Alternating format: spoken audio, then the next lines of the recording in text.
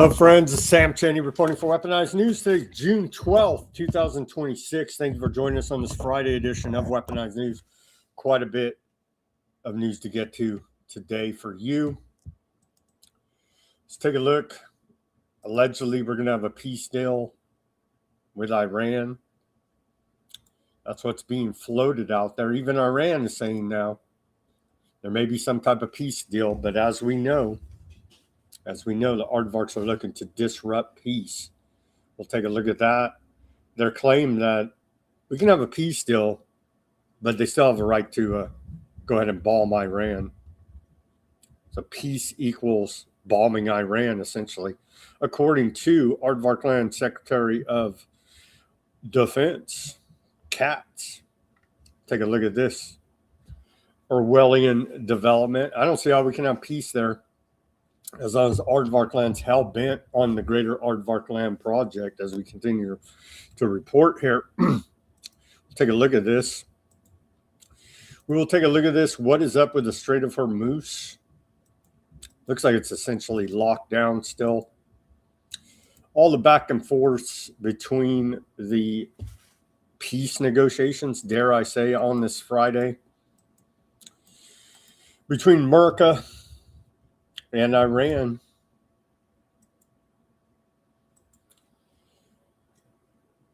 Tulsi Gabbard put out a report about U.S. taxpayer-funded global Biolab program. We're going to take a look at that on this Friday.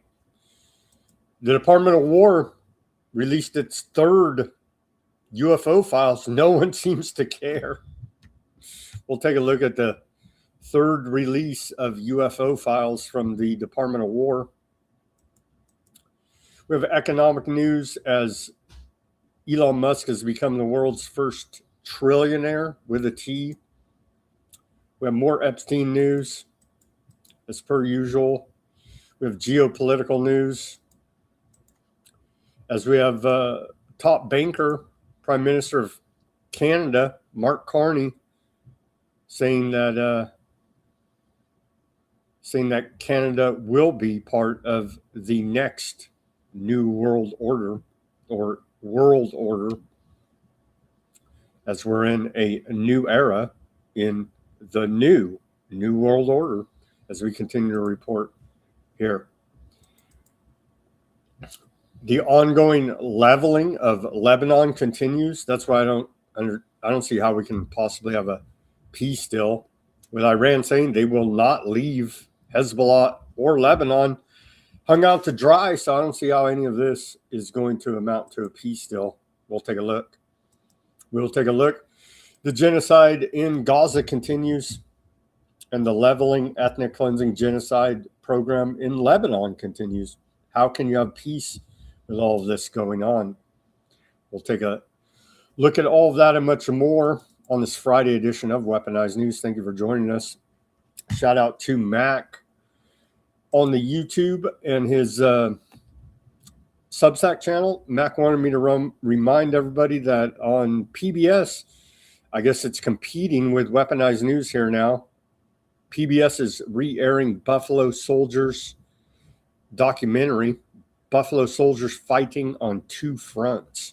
That is airing at the same time as this program, so probably worth a look, though, honestly. But keep tuned into Weaponized News, PBS Buffalo Soldiers. And then Mac had also sent me some documents about EU immigration plans that are I don't really have time to go through today, but we may circle back on Monday and take a look at this. So thank you, Mac, for those documents and the information about the Buffalo Soldiers documentary there on the PBS. Let's get to this day in history. On this day in history, we go back to the year 1381, where we saw peasants revolt, tax revolt. Where's all the tax revolts today, bro? Peasants revolt. English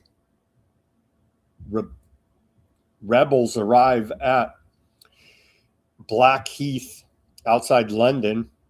14-year-old King Richard II retreats to safety of the Tower of London, facing a tax revolt on this day, 1381.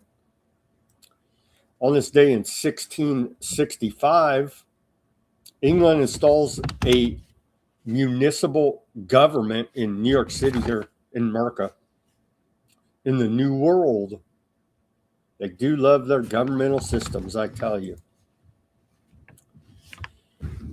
On this day in 1714, Persia and Russia sign a secret treaty. Is Russia supplying Persia, modern day Iran, with weapons and intelligence capabilities to fight America and Aardvark land? There are speculative reports out there saying as much. On this day in 1830, we saw the beginning of the French colonization of Algeria. 34,000 French soldiers land 27 kilometers west of Algiers in Sidi Ferrouch.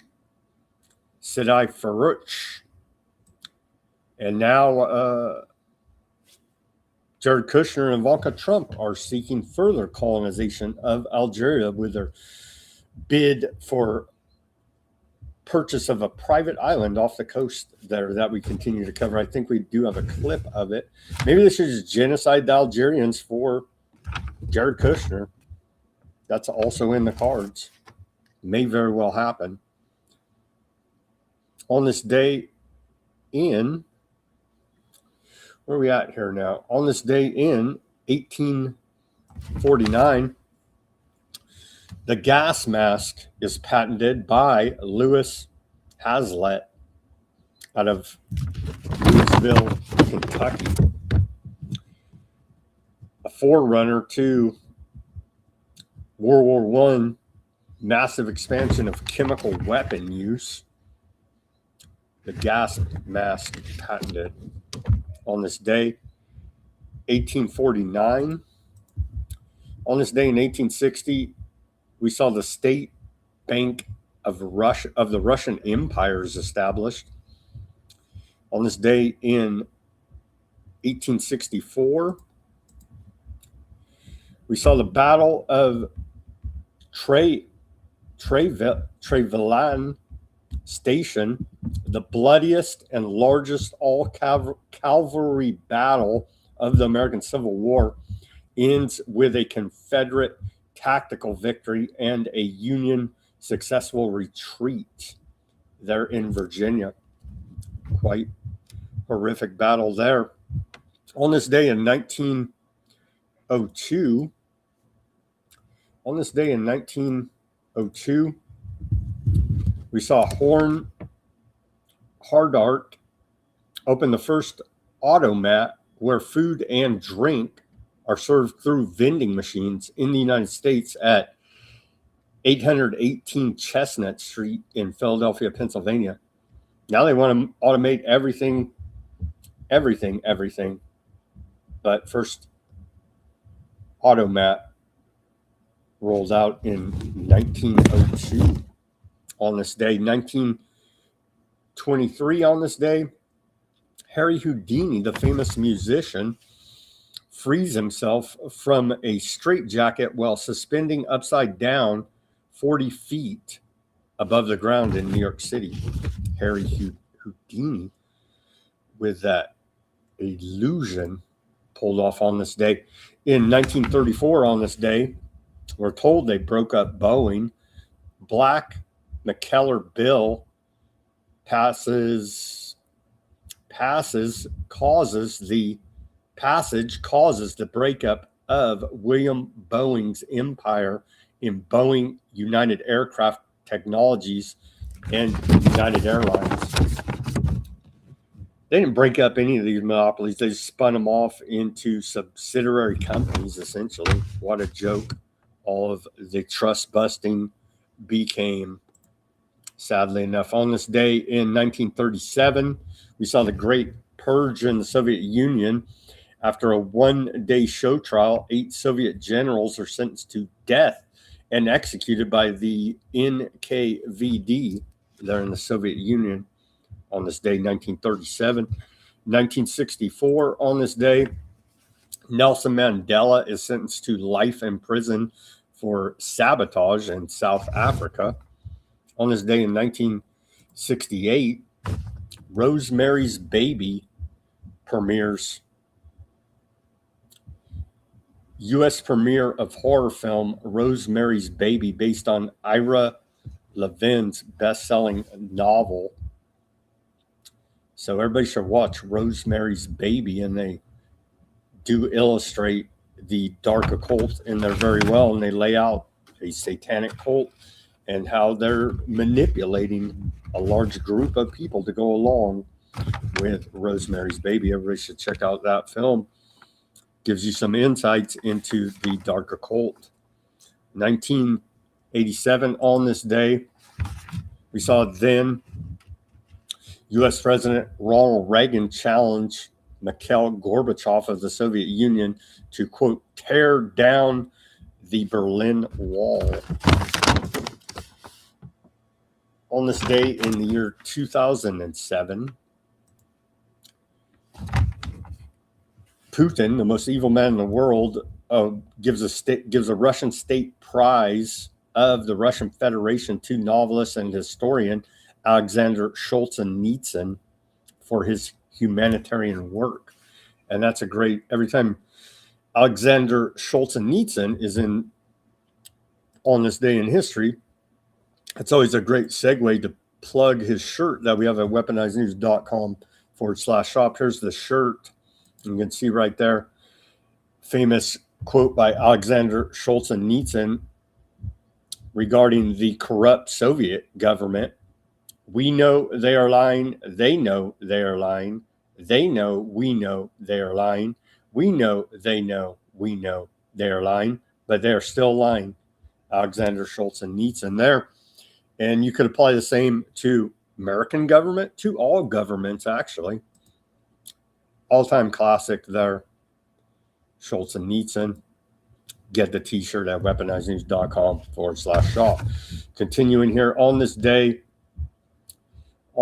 in 2009, U.S. television broadcasts switched from analog NTSC to digital ATSC transmission. 2013, on this day, Russia passes a law banning gay propaganda. And on this day in 2016, we saw a gunman claiming allegiance to the Islamic State open fire at a gay nightclub in Orlando, Florida, killing 49 and injuring another 53. Worst mass shooting in the U.S. I remember that. Pretty crazy stuff there. And on this day in our civil liberties history, we go back to the year 1963. Mississippi civil rights leader Medgar Evers shot and killed. Mississippi civil rights leader Medgar Evers was shot and killed on this day by Byron De La Beckwith, a member of the racist White Citizens Council. Evers was the field secretary for the NAACP in Mississippi. The assassination occurred just hours after President John F. Kennedy nationally televised a speech on the day before, June 11, 1963, calling for a federal civil rights law. All white juries twice failed to convict De La Beckwith of the murder. The case was reopened in the 1990s. However, De La Beckwith was convicted of murder in February of 1994. And here's our segue to the news. CNN compiled dozens of moments where Trump says that the U.S. and Iran war deal's very close. and that's where we're at today. It's very close, bro, but they're still leveling Lebanon. So how do you square that circle? I don't know. We have major points of agreement. They want to make a deal, and we are very willing to make a deal. Well, I think we're going to end it. I can't tell you for sure when they want to make a deal so badly. You have no idea how badly they want to make a deal. They want to make a deal so badly. I do see a deal in Iran. We were very close to a deal. I think it's close to over, yeah. I view it as very close to over. It's looking very good that we're going to make a deal with Iran, and it's going to be a good deal. This process should go very quickly. We're going to end that war very quickly. They want to make a deal so badly. We think we're close to a deal, and that's okay. We're in the final throes of what will be a very, very good deal. Today makes 39 times that he has said something like that. We're on day 105 of the Iran war. It would be comical if it wasn't so tragic. On the back of all this is engineered global famine.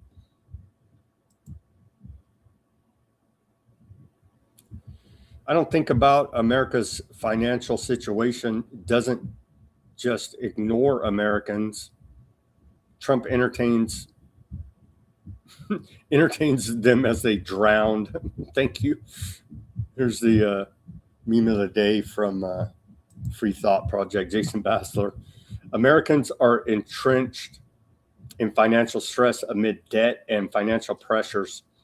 Trump's grand sporting season begins with UFC fights on the White House lawn. We're at the let them eat cake and fiddle while Rome burns part of the movie here now. Here's an elephant at the Texas GOP convention peeing on the floor. This is what the Republicans have in store for the midterms.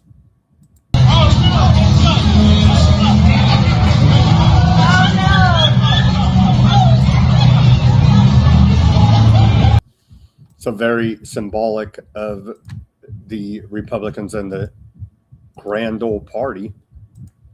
Here's more propaganda and lies from Hunter Biden on his father, then president, Joe Biden, pardoning him.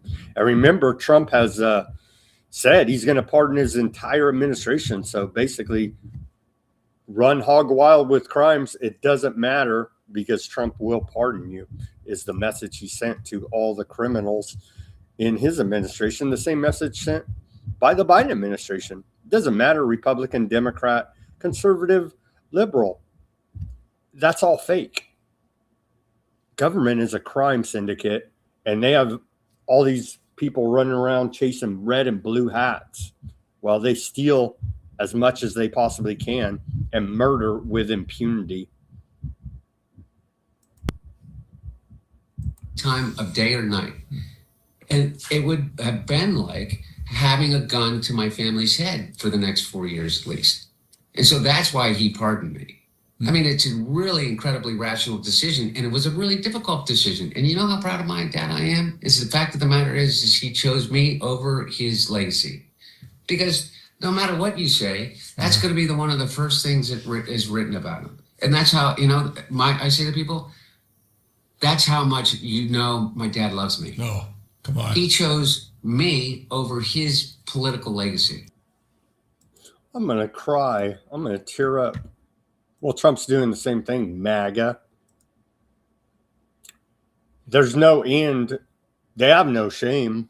They're now exploiting our military, as per usual, to try to recruit and profiteer off the back of Trump's 80th birthday, Freedom 250 UFC fight. Bread and circuses, absurdity, anyone here? This Sunday night during the historic Freedom 250 UFC fight at the White House, the Department of War will debut their first TV ad entitled Peace Through Strength. Here it is. I mean, can we get It's just beyond the pale of disgusting. Exploiting our troops. Here's the ad they're going to run.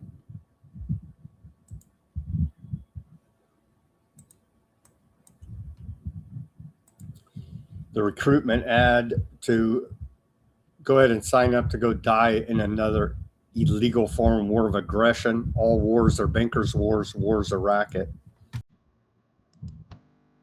America's military is unmatched. Projecting power, denying passage to adversaries, and protecting our interest at the time and place of our choosing. America is winning. We will measure our success not only by the battles we win, but also by the wars we end, and perhaps most importantly, the wars we never get into. It's called peace through strength.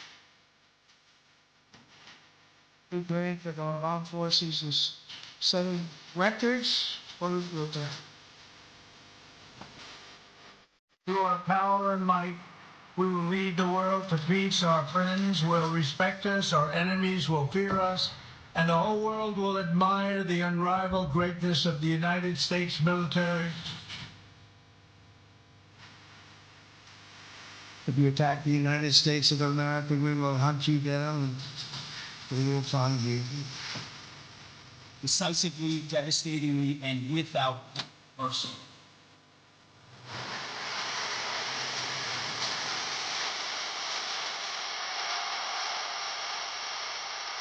God bless you. God bless our armed forces. God bless our men and women serving overseas. And God bless the United States of America. War.gov. That's going to be the commercial.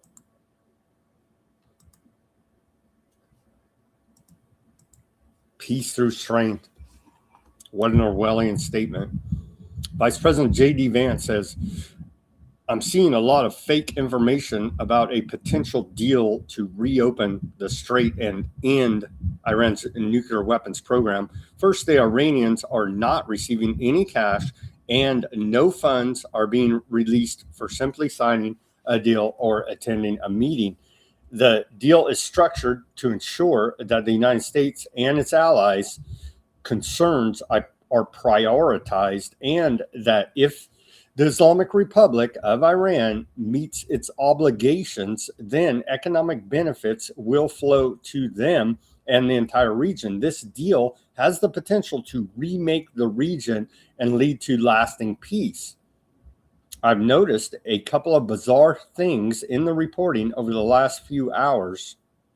First, people who rightly said Donald Trump was a historic president a month ago, now criticizing a deal based on unconfirmed media reports. Second, people who say you can't trust a word said by the IRGC, who apparently believe anonymously sourced social media posts. The president is going to get us a good outcome one way or another.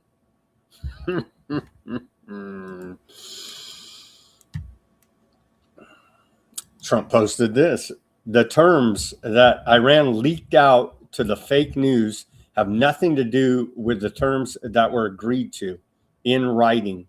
What they said, including their weak and pathetic statement on having a deal, bears no relation to the truth. Very dishonorable people to deal with. With them, there is no such thing as dealing in good faith. Amazing. Also, they're totally rebuffed drone attack last night against Indian ships leaving the Strait of Hormuz is totally unacceptable. What? We attacked Indian ship. We're going to get to that later in the show here. So Iran state media agency IRNA reports that the draft U.S.-Iran memorandum is primarily designed to end the regional war and establish a 60-day framework for negotiating a broader final agreement. Number one, the nuclear issue remains untouched.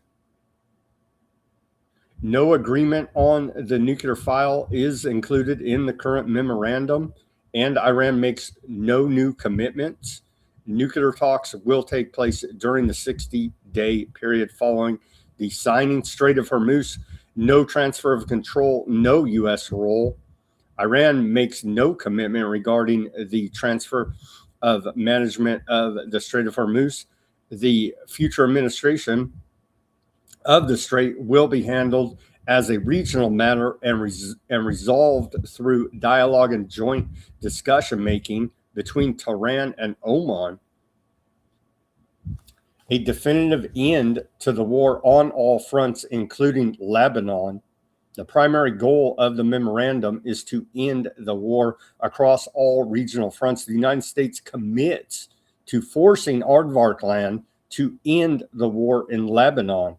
And the phrase extension of the ceasefire does not appear anywhere in the text. Release of frozen assets through a defined mechanism. Part of Iran's frozen assets will be released immediately after the signing, with the remainder to be gradually unfrozen over the course of negotiations. Tehran has received clear guarantees based on mechanisms of its own choosing.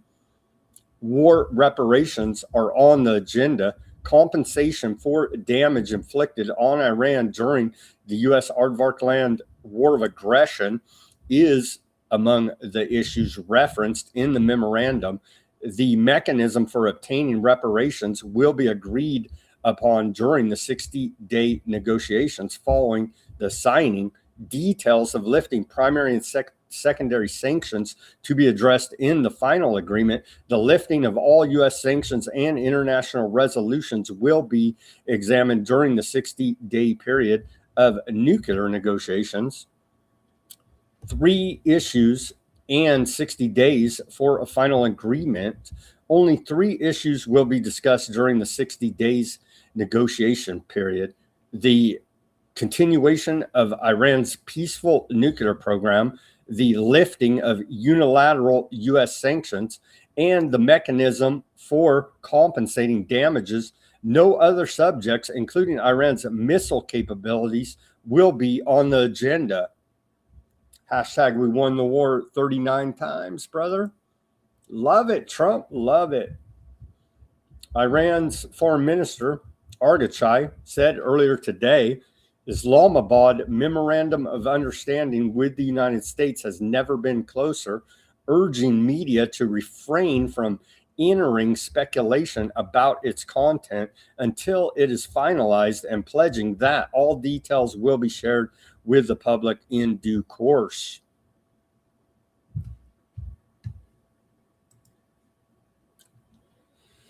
Is it even worth it? We got the 14-point draft. I'm not even going to read it to you. Hell, you can look it up and see, because they're negotiating it as we speak. So it may change, but it seems like a major sticking point is Lebanon. This bastard, international war criminal, former Secretary of Defense or War over there in Aardvarkland, Gallant, says, where is the uranium keeping that psyop going? Well, it's in Aardvarkland, bro. I think he knows.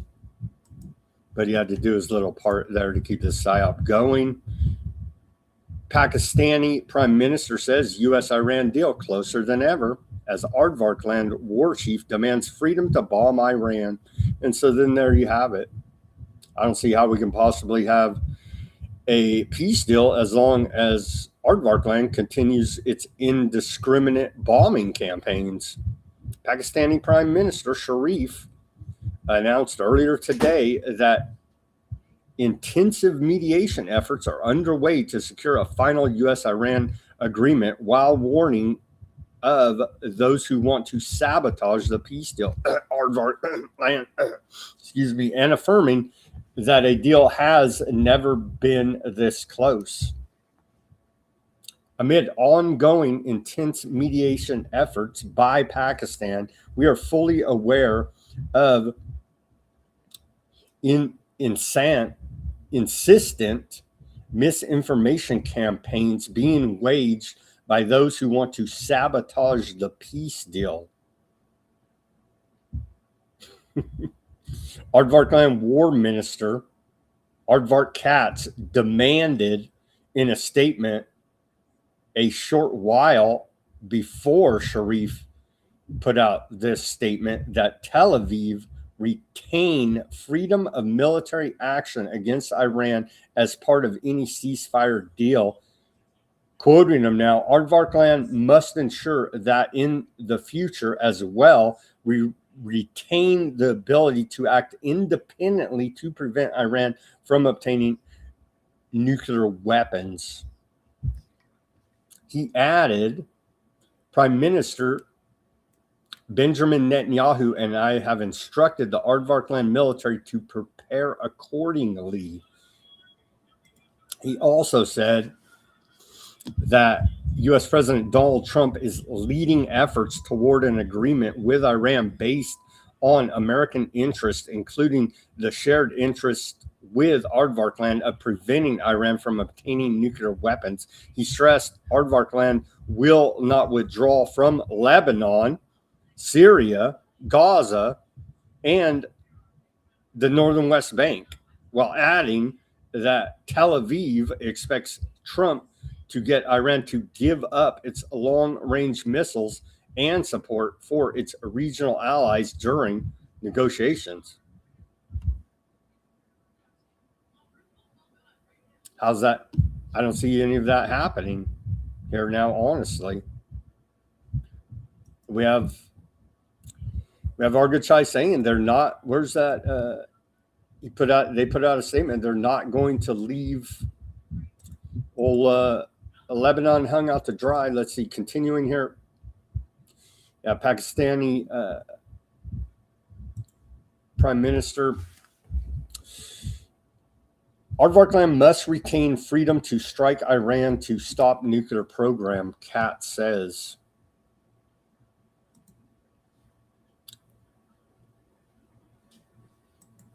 Huh? Again, Aardvarkland War Minister Katz says Aardvarkland will not withdraw from Lebanon, Syria, Gaza, and the northern West Bank. Aardvarkland can't meme either. They put out this giant wall of text. I'm not going to read it all to you, but that's the gist of it. They're not going to capitulate to anything. So I don't see how there's going to be a deal here, but we shall hope and pray that there is a deal. But as soon as there is a deal, they're just going to attack again. So until America can get its bulldog over there, Aardvarkland, on a leash, this will continue by all accounts. Now, a lot of hopium being floated out there, and I hope it's true, and they stand down, but they're saying they're not going to. So the genocide ethnic cleansing program for the Greater Aardvarkland Project, the square that was a circle, will continue, according to Aardvarkland Katz, Secretary of Defense for War there. At least we control the Strait of Hormuz? No, not so much. Maybe. U.S. Central Command put out this post earlier today. They say the U.S. Navy warships and air assets continue to patrol regional waters, enforcing the blockade against Iran. As of today, U.S. forces have redirected 136 commercial vessels and disabled 9 to ensure compliance. They put out 2 posts about that. They're very proud. 2 different posts. The U.S. Central Command has redirected 139 compliant commercial ships and disabled 9 non-compliant vessels since April 13th. So they're very proud of that fact at U.S. Central Command. Iran's foreign minister, Argachai, on the Strait of Hormuz, he says the future of the Strait of Hormuz will never be like the past. The services provided in the future will no longer be free, and this will be established in the agreement. The issue of collecting tolls is not acceptable, but collecting fees for services is completely. It's not tolls, it's fees for services. It's environmental fees, you see. There will be costs here, and fees must be paid, he said. Aardvarkland's Air Force 157th Squadron, responsible for electronic warfare, appears to have taken a hit by Iranian strikes at Ramat David Air Base in northern Aardvarkland. So looks like they did whack them right there pretty good in this latest rounds.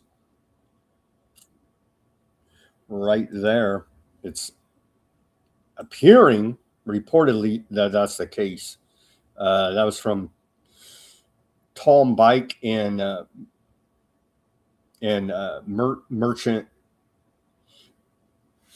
Ocent. A bunch of those guys running around. All right.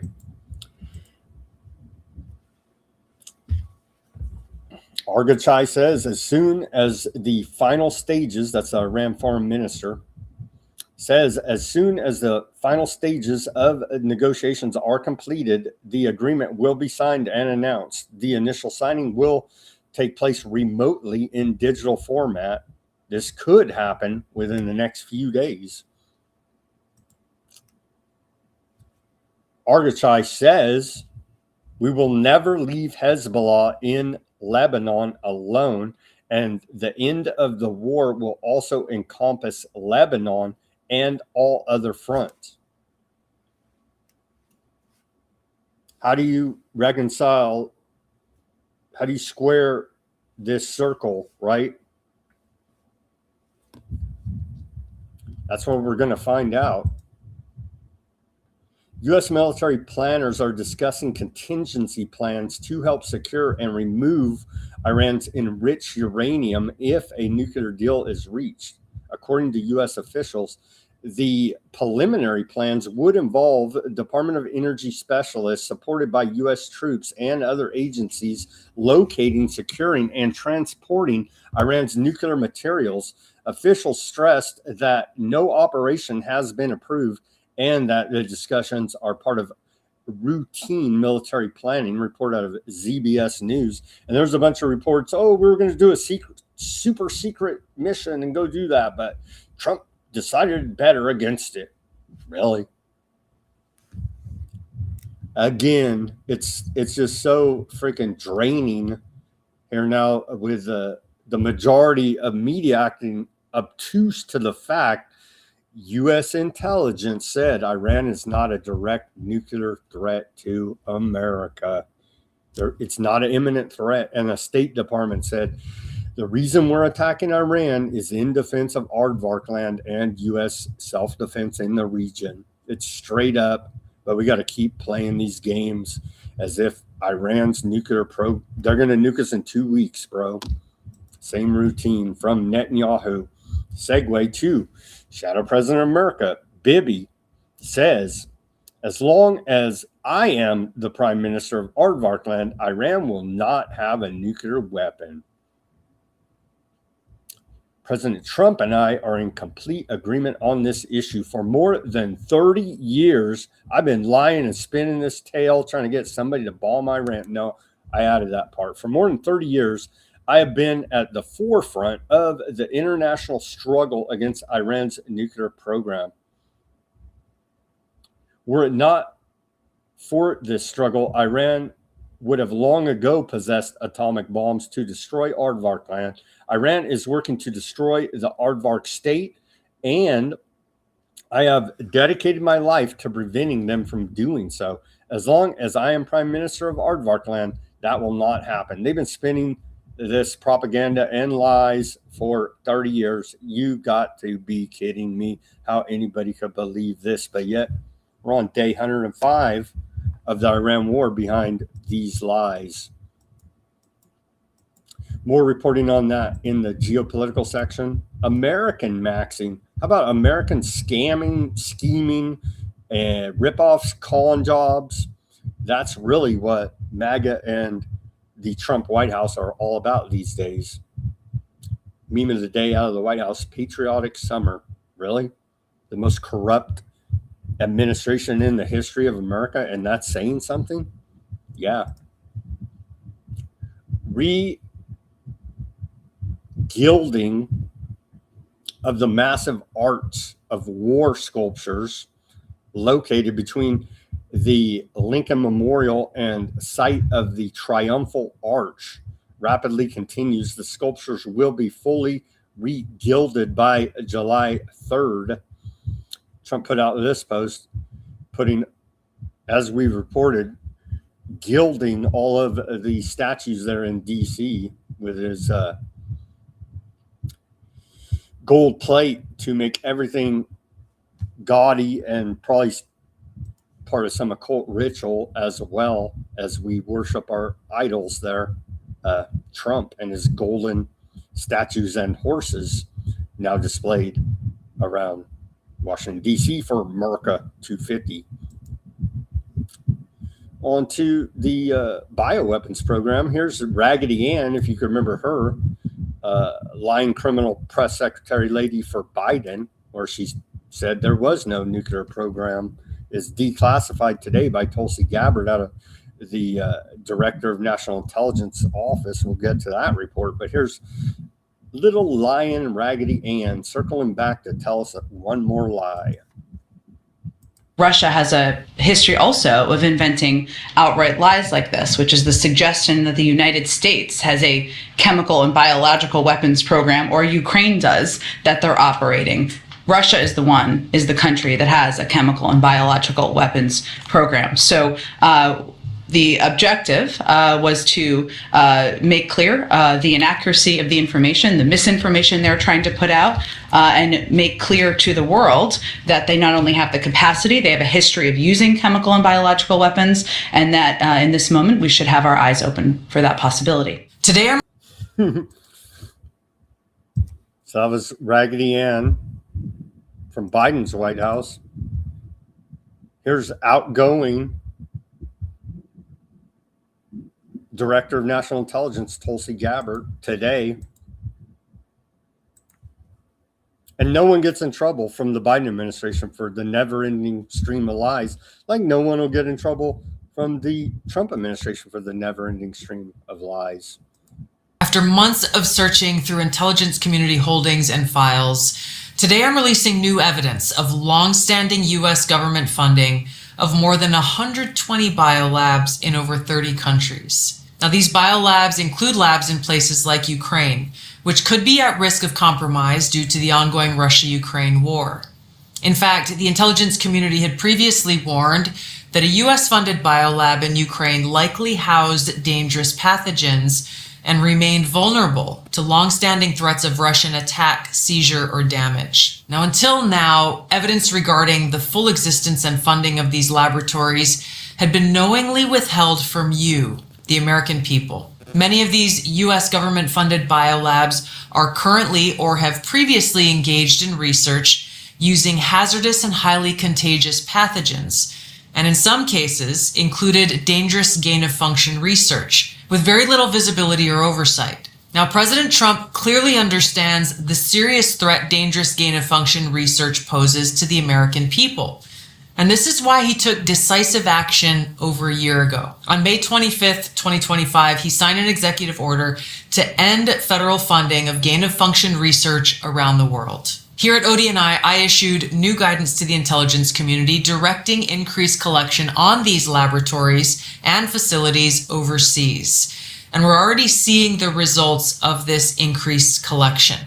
We're learning new details, for example, on clinical trials that are underway at these facilities and that are raising significant ethical, financial, and security concerns regarding the supposed public health initiatives and U.S. national security. Now, despite the obvious potential for catastrophic global impact that research on dangerous pathogens in biolabs can have, politicians, and so-called health professionals like Dr. Fauci, as well as entities within the Biden administration's national security team, lied repeatedly to the American people about the existence of US-funded and supported biolabs.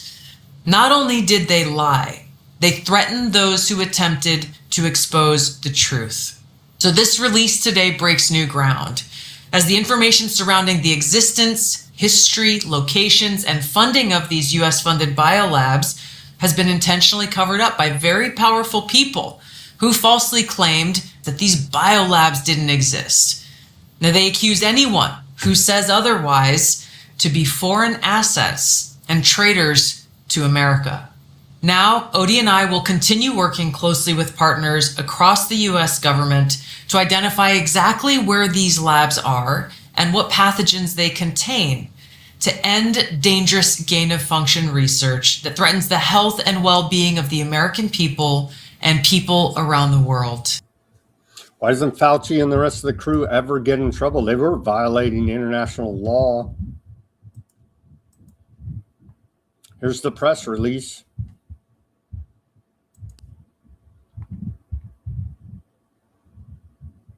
DNI Gabbert reveals evidence of U.S. taxpayer-funded global biolab program. Why does no one get in trouble? After months of searching through intelligence community holdings and files, Director of National Intelligence Tulsi Gabbard is revealing new evidence of long-standing United States government funding for more than 120 biolabs in over 30 countries. These biolabs include labs in Ukraine, which may be at risk of compromise due to the ongoing Russia-Ukraine war. Yeah, we have a schizophrenic foreign policy. We'll get to more of that. Here's the 4-page PDF laying all this out.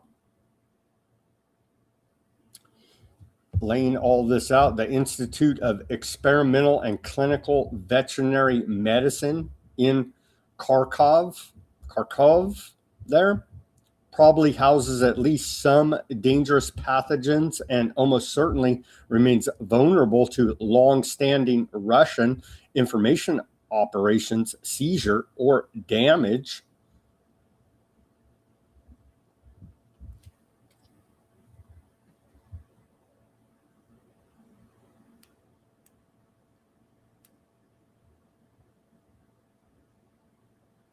Ukraine, over 40 labs built and supported. There they are on the map. You could see storage of bioweapon pathogens from Soviet era, U.S. training for Ukrainian scientists to work in biocontainment, especially dangerous pathogen certification, repository of bioweapons and disease-causing pathogens, anthrax, Malaria, tuberculosis, swine flu, Newcastle's disease, MERS, SARS, Marburg, Ebola, Lassa, and the plague, rickettsia, etc. Pick your deadly pathogen. They're cooking it up at these biolabs. You can see the different safety levels there. And they said, yeah, just wear a paper mask. Everything will be fine, right? Sure. Example, information, U.S. built the following labs in Ukraine. And so you can see right here, we poured in millions and millions, 1.7 million, 2.1 million, 3.4, almost 5 million there, 1.9 million there. So we poured in a whole hell of a lot of money into these biolabs there in Ukraine, where you were called a traitor to America if you brought this up. How about the people calling you a traitor are the traitors and we arrest their asses? How about that, DNI? Ukraine Lab's web of connections to U.S. bioweapon defense industry. And so the heads of all these places should be arrested like now. That's not going to happen. But here are a sample of your conspirators, part of the Ukrainian Scientific Collaborator Network. Right here. Looking to cook up the next bat times that we all know and love and enjoyed. All right here. Here they are. They're people running these programs.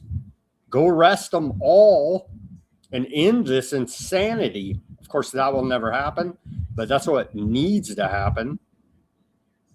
The U.S. paid Ukrainian scientists to study the genome of highly pathogenic avian flu, bird flu, anybody, and other highly infectious viruses in biocontainment labs, which were also paid for by the United States government, i.e., you and I, American taxpayers, paying for them to cook up bioweapons and then attack us. Isn't it also wonderful, the problem, reaction, solution dialectic? Anything for public health and our safety, and major profiteering from the solution, the miracle that doesn't even work. So there you go. Just the corruption is legion. Here's your evidence from the Director of National Intelligence, and still no one gets in trouble. They ran the old UFO psyop today again. They just keep on, and nobody cares. They're like, yeah, right, bro. You know what I mean? Yeah, right, bro. So Trump put this out briefly and then deleted it. He keeps running psyops. Really, Trump's with Aryan Nordic aliens. Now, this is a part of a psyop that they're running on the American people, and it's truly disgusting. The Department of War publishes third release of unidentified anomalous phenomenon files. They put that out today. I guess we should take a look at it. Does anybody even care at this point? They've released some secret documents. There's orbs in the sky we should be concerned about, of course. Let's take a look. Here's the UFO files third tranche released today. They're getting a lot of hits, they say. So as the unprecedented levels of interest in both this topic and the Trump administration's historic transparency effort continues, war.gov/UFO has received over 1.7 billion hits worldwide since its launch on May 8, 2026. The Department of War and our agency partners are actively working on the next release of UAP files. So they're just going to keep with a slow drip here now. And when it's time for a distraction, here's some UFO files, children. I want to believe. The Department of War just released the third tranche of records. Let's take a look at the third tranche here. I guess we start here. Forensic sketch interview from, what's this? Redacted from July, some date, redacted day, 2024. Whole lot of redactions, i.e. Epstein files. Forensic sketch interview. And so it's hard to even get what they're saying here. This is an interview about a UAP encounter, as you can see there, being actively observed over Cheyenne Mountain, and you can see a lot of it redacted out there as per usual. The transparency. This image is an artistic interpretation of a 2002 incident potentially involving unidentified anomalous phenomenon, UAP, reported near Colorado Springs, Colorado. That's where a giant military, U.S. military base is, right? Sure. This image is derived from firsthand narrative description contained in FBI UAP D002, and they go through the serial numbers on this report there. So that's an artistic interpretation. Well, I'm convinced of alien life now. More redactions here. I just can't with the redactions, honestly. Full transparency, more redactions here for our own safety, of course, because they're telling us the truth about the UFOs.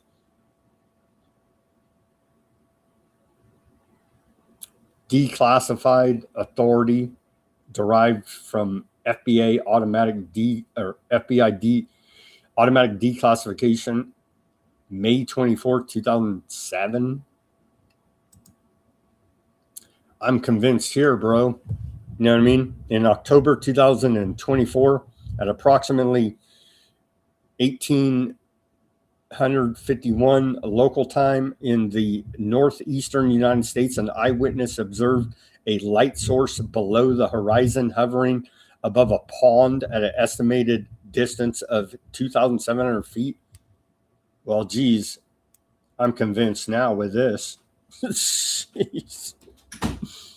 These orbs, and I think they did put out a video of this one, but in July of last year, 2025, so what, like a year ago, almost, at approximately 2100 local time in the eastern United States, northeastern United States, an eyewitness observed an intense bright light in their backyard as they parked their car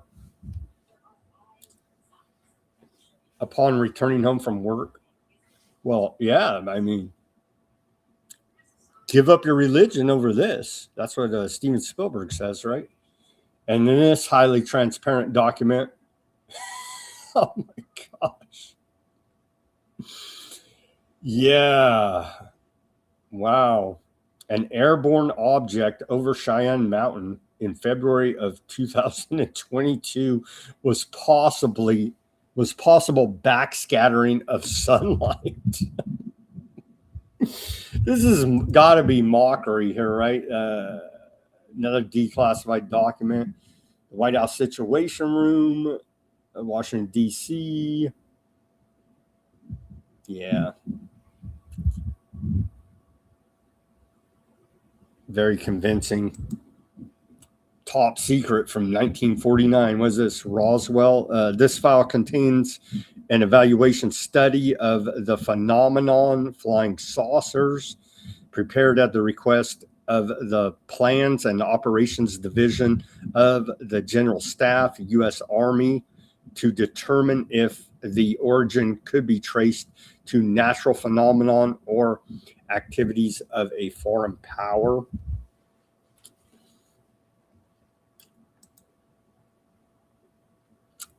More major redactions, and that's it. So yeah, I'm convinced here now of the ETs, obviously by these redacted documents released by the Department of War earlier today, and artist renditions of what a UFO may have looked like, and those bright lights in the sky. All right, friends, let's take our live commercial break here now. Thank you for sticking with me for the first hour of Weaponized News. Give me that like, share, subscribe, push that notification button. We just blasted through an hour of hardcore news commercial free.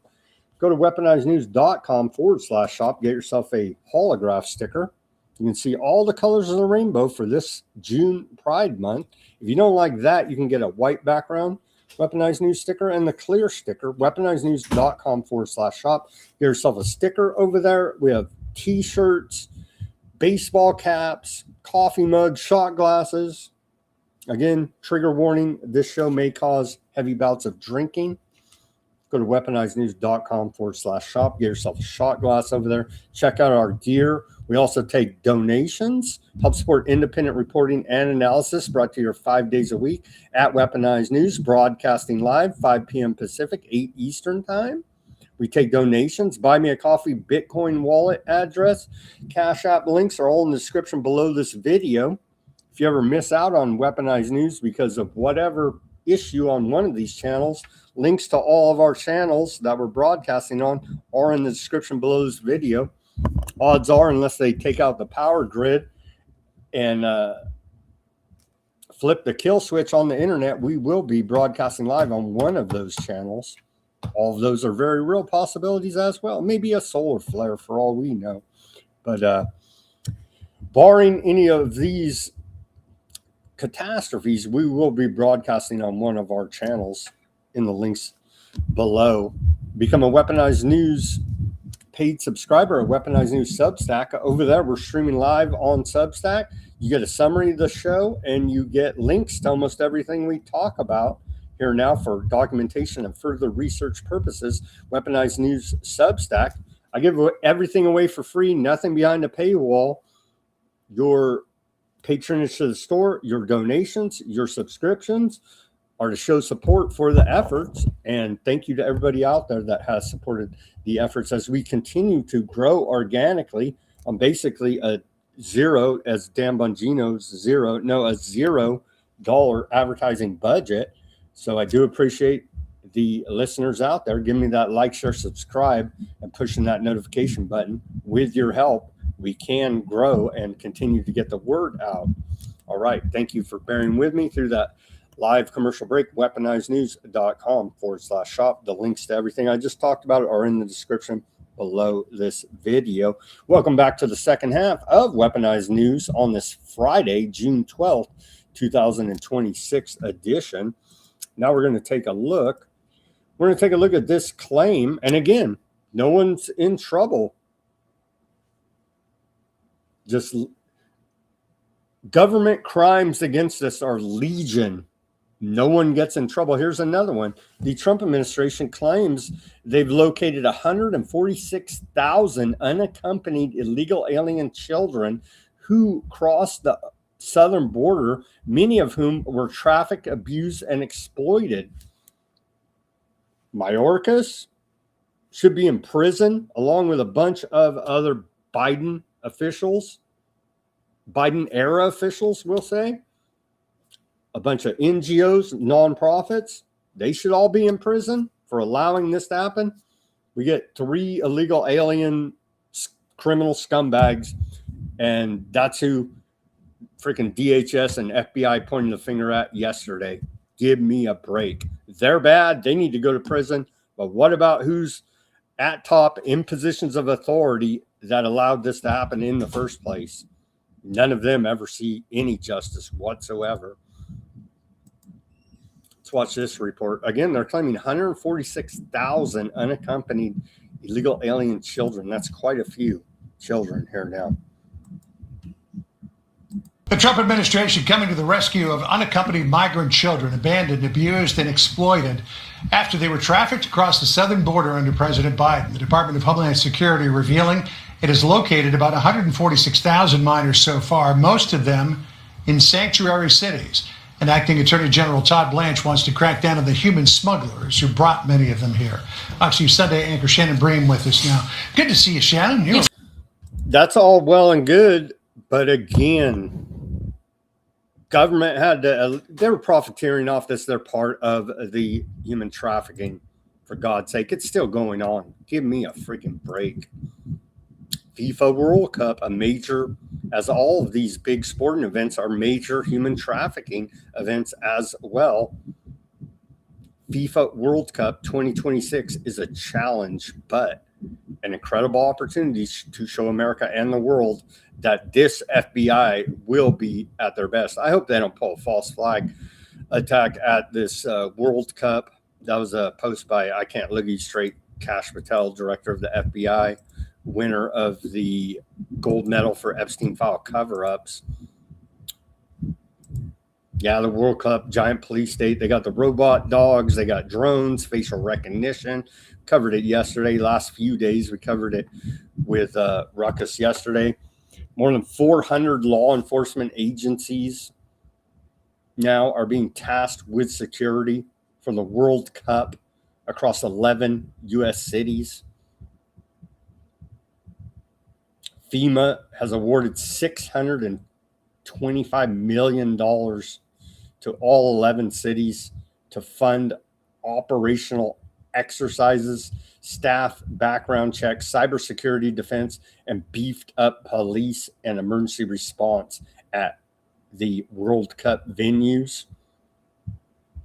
They're normalizing the high-tech police state to go see a soccer game. It's all major public events here now. They got the drones, you get the shakedown because you're a potential terrorist.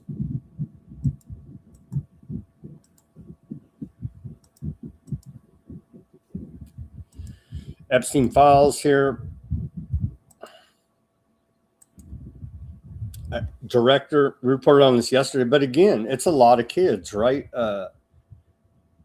Director of the Department of Homeland Security, Mullen, on rescuing the hundreds of thousands of missing children brought into the United States under Biden. Why is Mayorkas not in prison right now? I haven't quit smiling since I've been Secretary of Department of Homeland Security, but I have to take that back because when we start digging into these cases and you start hearing the absolute horrific things that took place underneath the Biden administration, under true neglect at best and criminal at worst, to allow 450,000 kids to go missing throughout this country. President Trump has made it a point to go find these kids. And because of our partnership with HHS and DOJ, Department of Homeland Security, truly using the best, which the Democrats sometimes want to demonize because a lot of times this is ICE, this is HSI, this is CBP. These individuals that the Democrats seem to want to defund, but because of President Trump, we finally funded them for 3 years. We're able to push and go find these kids. We found 146,000 kids so far. 146,000 kids. We still have nearly 300,000 missing. We're investigating reports to where some of these kids claim that they were raped 600 to 700 times. I don't care who you are. I don't care if you have kids, if you don't have kids. I don't care if you're a liberal, you're independent, you're a Democrat, you're a Republican. If you can't stand for law enforcement to go find these kids, who are? I can't stand that no one in a position of authority in the government that allowed this to happen in the first place will be held accountable, is what I can't stand. It's still ongoing. Give me a freaking break. It's ongoing.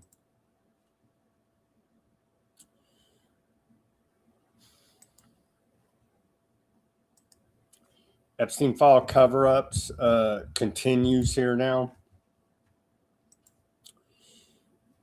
Trump took out the Epstein Republicans, but not his Epstein problem. So what's up with Boebert? I guess Boebert's the only one still hanging around. Trump's targeting Boebert too. So the big four Republicans that voted to release the Epstein files, the Epstein Transparency Act, right, that voted to pass it in Congress, Massey, Nancy Mace, Marjorie Taylor Greene, and Lauren Boebert. Massey, Nancy Mace, MTG, all out. Boebert's the last one left, and Trump is already targeting her. So, yeah, Trump's going to go after. And that's like your core original MAGA base of Trump supporters are those four Republicans. And hey, you voted for the Epstein Files Transparency Act, you're out because it exposes Trump and his whole crew of Epsteiners. That's where we're at with this. Let's hear this report. They're trying to, and I see it out there in the quote right-wing alternative media. They're trying to whitewash old J.D. Vance image right now, trying to sanitize him away from Trump. He's the rational guy in the room. He's the conspiracy guy that actually makes sense. Not so much. He's Mr. Technocracy installed into the Trump administration by Peter Thiel and Elon Musk. So don't buy the whitewashing of who and what J.D. Vance is. He is Mr. Technocracy. Make no mistake about it. The bombshell investigative report out of the New York Times detailing the long-running issues in the Epstein scandal, which caused an internal freakout at the Trump White House. This reporting is actually through the process that we've sometimes seen before, where journalists who work at an outlet on a daily sort of beat also work on longer form projects and books. And so the reporting is, we should mention, part of an upcoming book by several of the top sort of Trump White House reporters and DC reporters on the beat. And they, in this process, actually say they spoke to over 1,000 sources. So this is more than even just one or two big articles. This is drawing off of all of that, and it reports how the Trump White House officials and administration looked at the Epstein scandal as so serious. The top officials were gathering in the White House Situation Room. That is, of course, the secure bunker where classified high-stakes national security matters are discussed. For contrast, it's not a place where you deal with political domestic spin. It's where this historic moment occurred, where President Obama and Vice President Biden were tracking, along with the national security team, the ongoing operation to take out and kill Osama bin Laden. That's total, complete bullshit, but okay. And that was 2011. That's the Situation Room, at least when used by presidents who take it seriously. The Times, knowing the Trump officials used it to try to gain measure of control over a very different kind of crisis threatening to engulf the presidency. They continue to use the situation for those discussions. The Times reports that by summer 25, the Situation Room itself had become basically inseparable from the Epstein crisis. This is more than a matter of staging. It sort of tells you about the use, abuse, and misplaced priorities, according to critics. Yeah, because the Trump administration is the Epstein administration. All these people have seen the tapes Epstein made of children being abused. He had cameras in every room. That's how he rose to power. There you go. They all know damn well. They all know damn well right there what's going on. Now, don't they? Here's a short clip from Joe Rogan. Sometimes it's like you just get fed up. You're like, where the fuck are these Epstein files? Yeah. Who the fuck is this? Why is this redacted? Yeah. Where is it? Who the fuck killed JFK? Right. Like, come out with it. What the fuck? Who fucking killed Charlie Kirk for real? Yeah. Like, what is that? Why is that fucking story so clouded in mystery? And why did they pave over the fucking ground right after the shooting? What the fuck is going on there? See, now you're making me in a bad mood. It's easy to do. Sometimes it's. There's reports today, I think it was Tucker put out a report that Trump was actually ordered the cover up of his alleged assassination attempt there in Butler, Pennsylvania. What the F's going on with that? Well, we shouldn't care about any of that because Elon Musk, Mr. Con Man, is going to save humanity by going to the stars, is the world's first trillionaire, and we should all celebrate the greatest con man the world's ever seen, Elon Musk.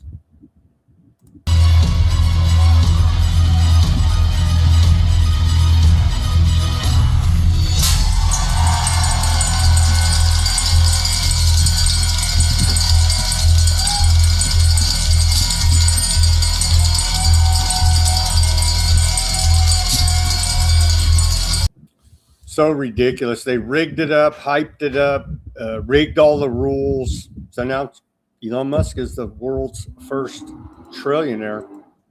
Thankfully enough.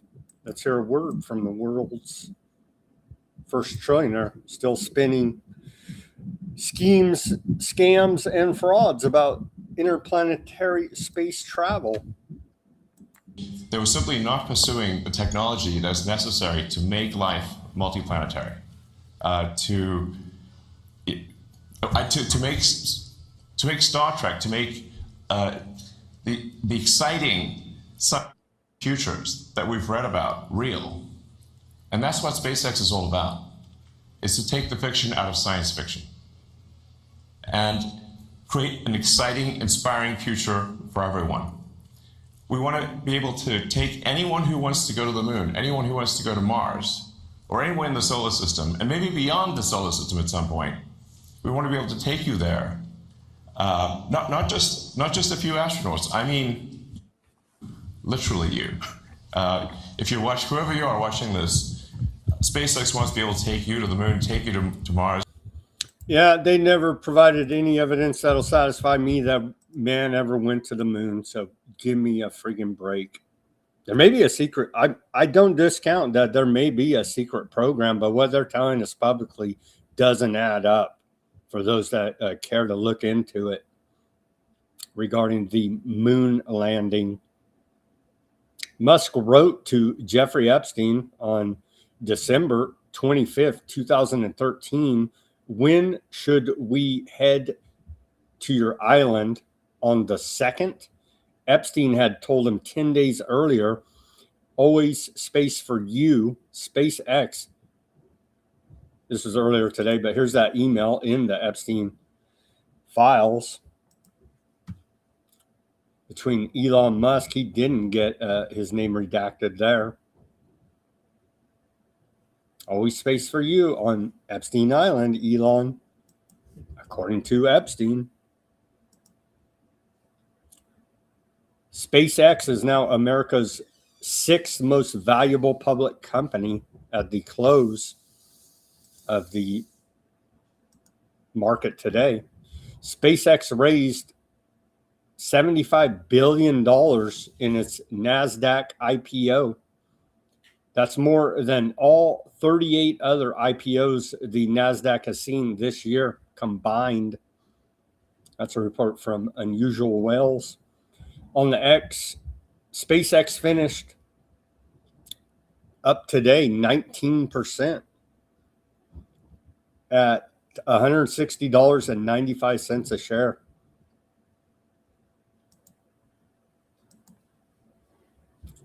Goldman Sachs and Morgan Stanley are each projected to earn over $100 million in fees from the SpaceX IPO. That's a report from the Wall Street Journal.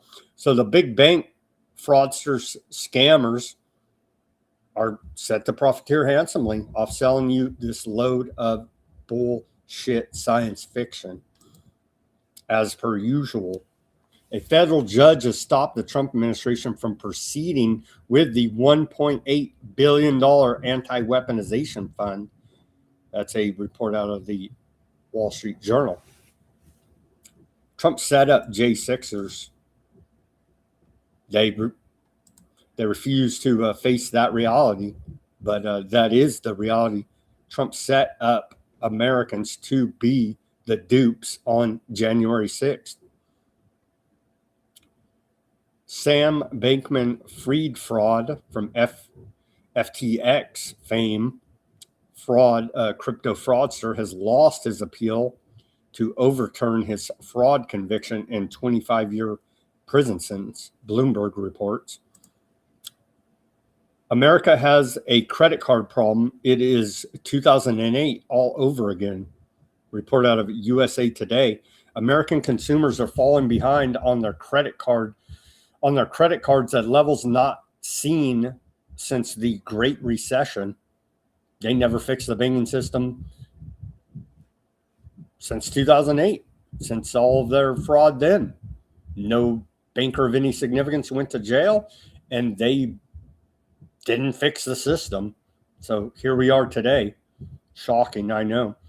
Roughly 13% of the nation's credit card balance was at least 90 days delinquent in the first quarter of this year, according to a report from the New York Federal Reserve Bank. The nation's collective credit card balance stands at $1.25 trillion, just below its historic peak. Yeah, you got to go into debt to afford to live in this golden age of Trumponomics here now, with raging inflation and dollar devaluation a staple of the market. The national debt is raising borrowing costs for everyone. There's a report out of the failed Atlantic magazine.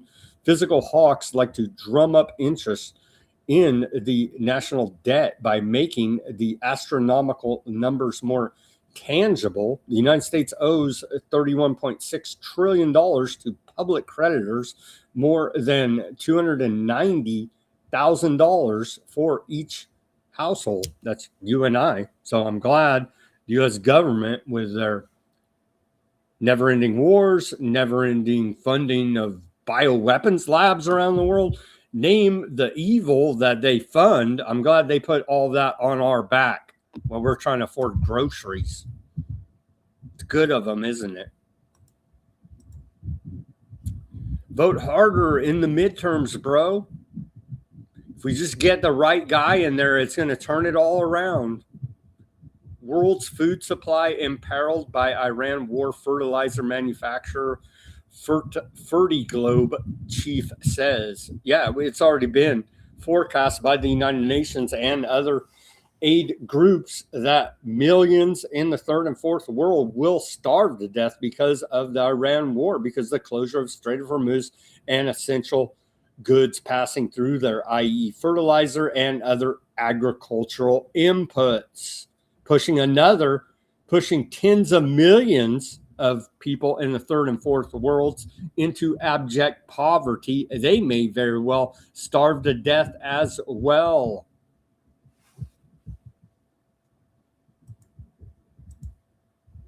Don't forget. It's been a long week. What was this, Wednesday or Tuesday? Trump says, I love the inflation. After consumer price index hits 3-year high. And they lie and say it's 4.2%. That's the official annual inflation rate. I'd say quadruple it. We're looking at 16%, probably even higher than that over here on Main Street to buy groceries, to buy your everyday staple goods. Let's look at the AAA national average for the price of a gallon of gasoline.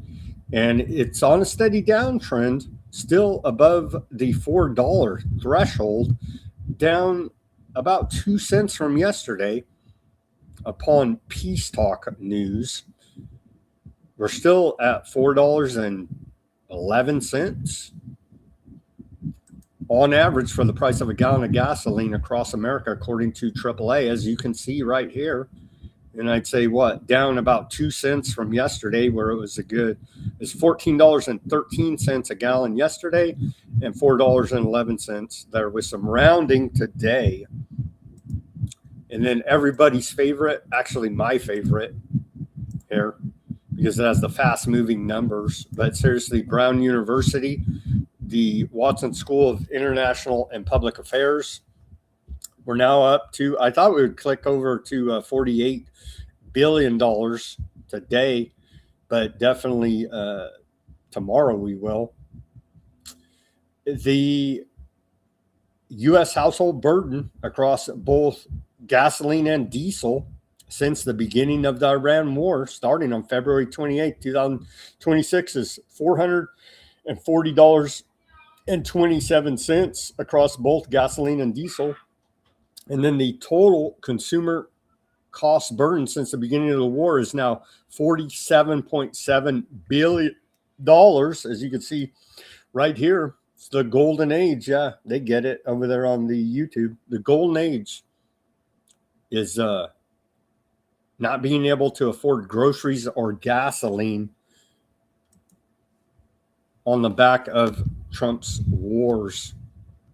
We truly do appreciate the efforts there. But hey, get a $50 discount off of Ozempic on TrumpRx.gov if you're feeling hungry. Take your synthetic Gila monster venom. That can certainly help. We do appreciate Trump's efforts in those regards to help stave off hunger in America. Here's banker. Who's this guy? He's out of the Bank of England, isn't he? I believe so.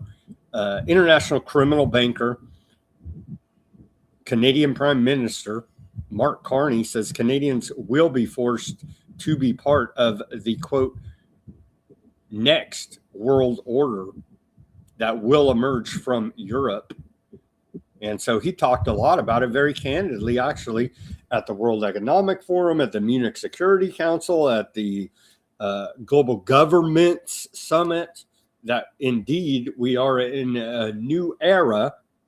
And all the bigwigs have been saying it for years. We've been reporting on it, very underreported. We're in a new era, a new world order.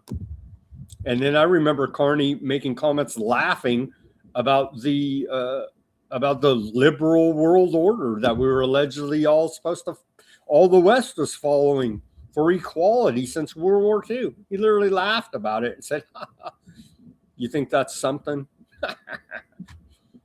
I remember all that reporting on it. So here he is about the next world order that Canada will be a party to, according to international banking criminal Carney. And as the president mentioned a few weeks ago at the European political community in Yerevan, I was honored to attend, and I said at that meeting that I believe that the next world order will likely be built out of Europe, and Canada will be part of that effort. In security, as the first non-European member to join SAFE, as the president mentioned, under his leadership, Canada is a key member of the coalition of willing to support Ukraine. In critical minerals, working with Minister Lescure as a reliable supplier to our core European partners. So that banker in Canada committed to the war effort against the Russians. We reported on this. Now he's in jail. This was a crazy story, if you could remember back. Former South Korean President Yoon Suk Yeol. Remember this dude? This was crazy. Remember he was held up in his residence with government security, and then they rolled in other government security there in South Korea. It was a crazy, they had a couple weeks standoff, if I remember correctly. Anyhow, he's now been sentenced to 30 years in prison for authorizing drone flights over Pyongyang in 2024. Prosecutors argued the operation was intended to create a crisis that could justify his later declaration of martial law. That's what all this was about. Remember, he tried to declare martial law there in South Korea. The Seoul Central District Court found him guilty of abuse of power and aiding the enemy. Where's some of this action for justice out of American courts? Oh, never mind. The head of the DOJ, Todd Blanche, acting director. Now we got this other character, I guess. They're the Epstein file cover-uppers. So that's where our justice is coming out of the Department of Justice, being covered up. South Korea, they're putting their former president behind bars for 30 years, finding him guilty of abuse of power and aiding the enemy. DOJ, FBI, all you law enforcement authorities, there's a long line there in the District of Criminals, Washington, D.C., of politicians and bureaucrats and government workers that fit the bill for what South Korea has just exhibited, what justice actually looked like to the, quote, West. Go out and do the people's work and bring all these criminals to justice. Obviously, that'll never happen because it's all one and the same. The government is a crime syndicate. And so we will not see this type of justice here in America anytime soon, I fear. Here's India's foreign minister on our essentially American schizophrenic foreign policy, says the United States specifically asked India to buy Russian oil to stabilize the world markets. We're in a proxy war via Ukraine with Russia. We're propping up the Russian war machine by telling India to buy Russian oil.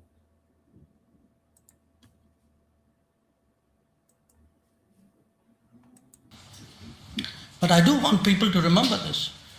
At that time, the US specifically asked India to buy Russian oil to stabilize the world markets. Okay? Right now, if you see, after having first put tariffs on us last year for buying Russian oil, the US then again lifted its sanctions because on Russian oil. They need the oil price down again. Yeah. So let's not pretend that there is some great principle involved here. I mean, if it is on, off, and do it when it suits us and don't do it when it doesn't suit us. I mean, come on, we are all the adults in the room. We know what the game is.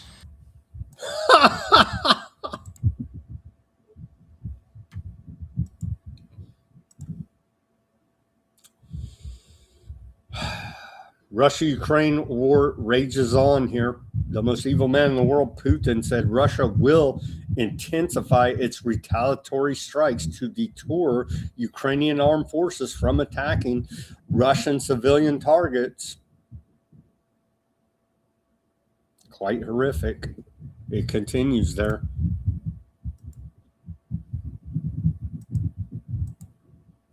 Nobody helps Indian ship after Pentagon kills 3 Indians.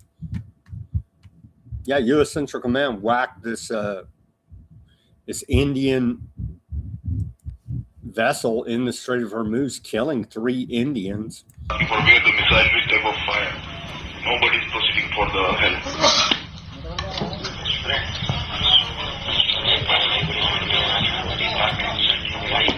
The guy who just Nobody came to help him. What was that? Like 3 days ago, I believe, something like that, 2-3 days ago. India summons U.S. envoy again over deadly ship strikes. We whacked some Indians over there. It don't make no difference. They look like Iranians, close enough, right? Indian summoned the U.S. Deputy Chief of Mission in Delhi earlier today to protest U.S. military strikes on commercial vessels off the coast of Oman.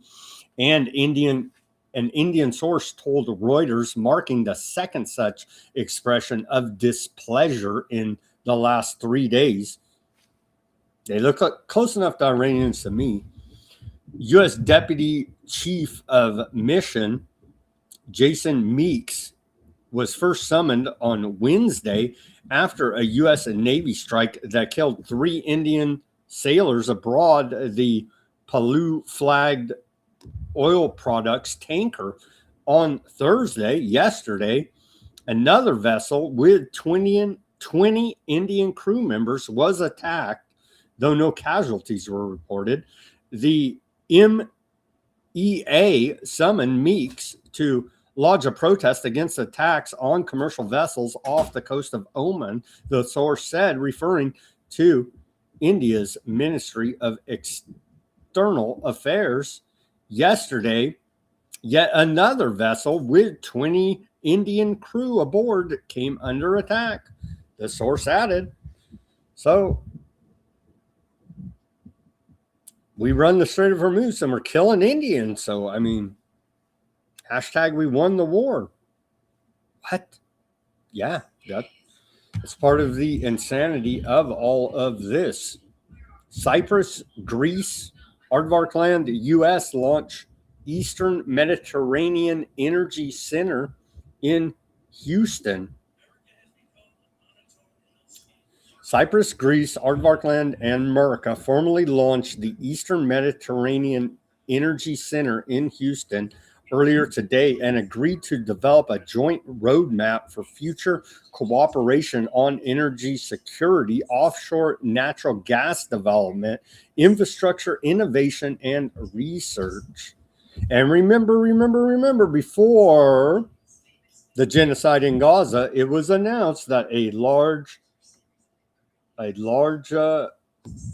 deposit of natural gas and petroleum was found right off the coast there of the Gaza Strip. Remember that. Remember that.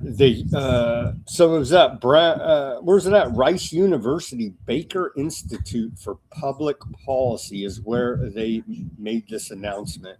Here they all are looking to exploit the world's energy, and we do appreciate their efforts in that regard.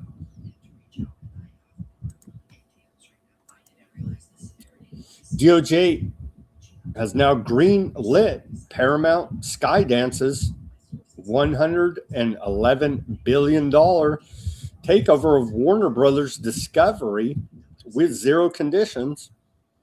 And so now Larry Ellison's son, i.e. Larry Ellison, his whole crew, Ultra Zionist, Mr. Stargate, Mr. You're going to behave because we're going to be watching you, is now going to be producing all this pro-Zionist propaganda, and so you will have no choice to turn. The deal combines two of Hollywood's biggest studios with CNN, HBO Max, and Warner Brothers Pictures. California Attorney General, another corrupt bastard, so it's crime syndicate factions fighting each other. And we could get the public to understand this, then they would see things for what they really are instead of, oh, Mr. Attorney General Rob Bonta of California, he's a great citizen and he cares about our health and all the rest of the BS and justice for the people. No, it's factions of the crime syndicate fighting for power and control and exploitation of you and I. Rob Bonta is another criminal. He's the Attorney General of California. He's investigating and could sue to block this merger. I hope he does, but that doesn't make him some great hero of the people. Let me tell you, it's for power and control for his action in the crime syndicate. See it through this lens, people, please. These are not public servants. They don't give a damn about you. They actually want to terminate the majority of us and profiteer off of it and run as many scams, schemes, and fraud as they possibly can along the way. That's all sides in this government. Republican, Democrat, green, red, blue, alien, illegal alien. It doesn't matter.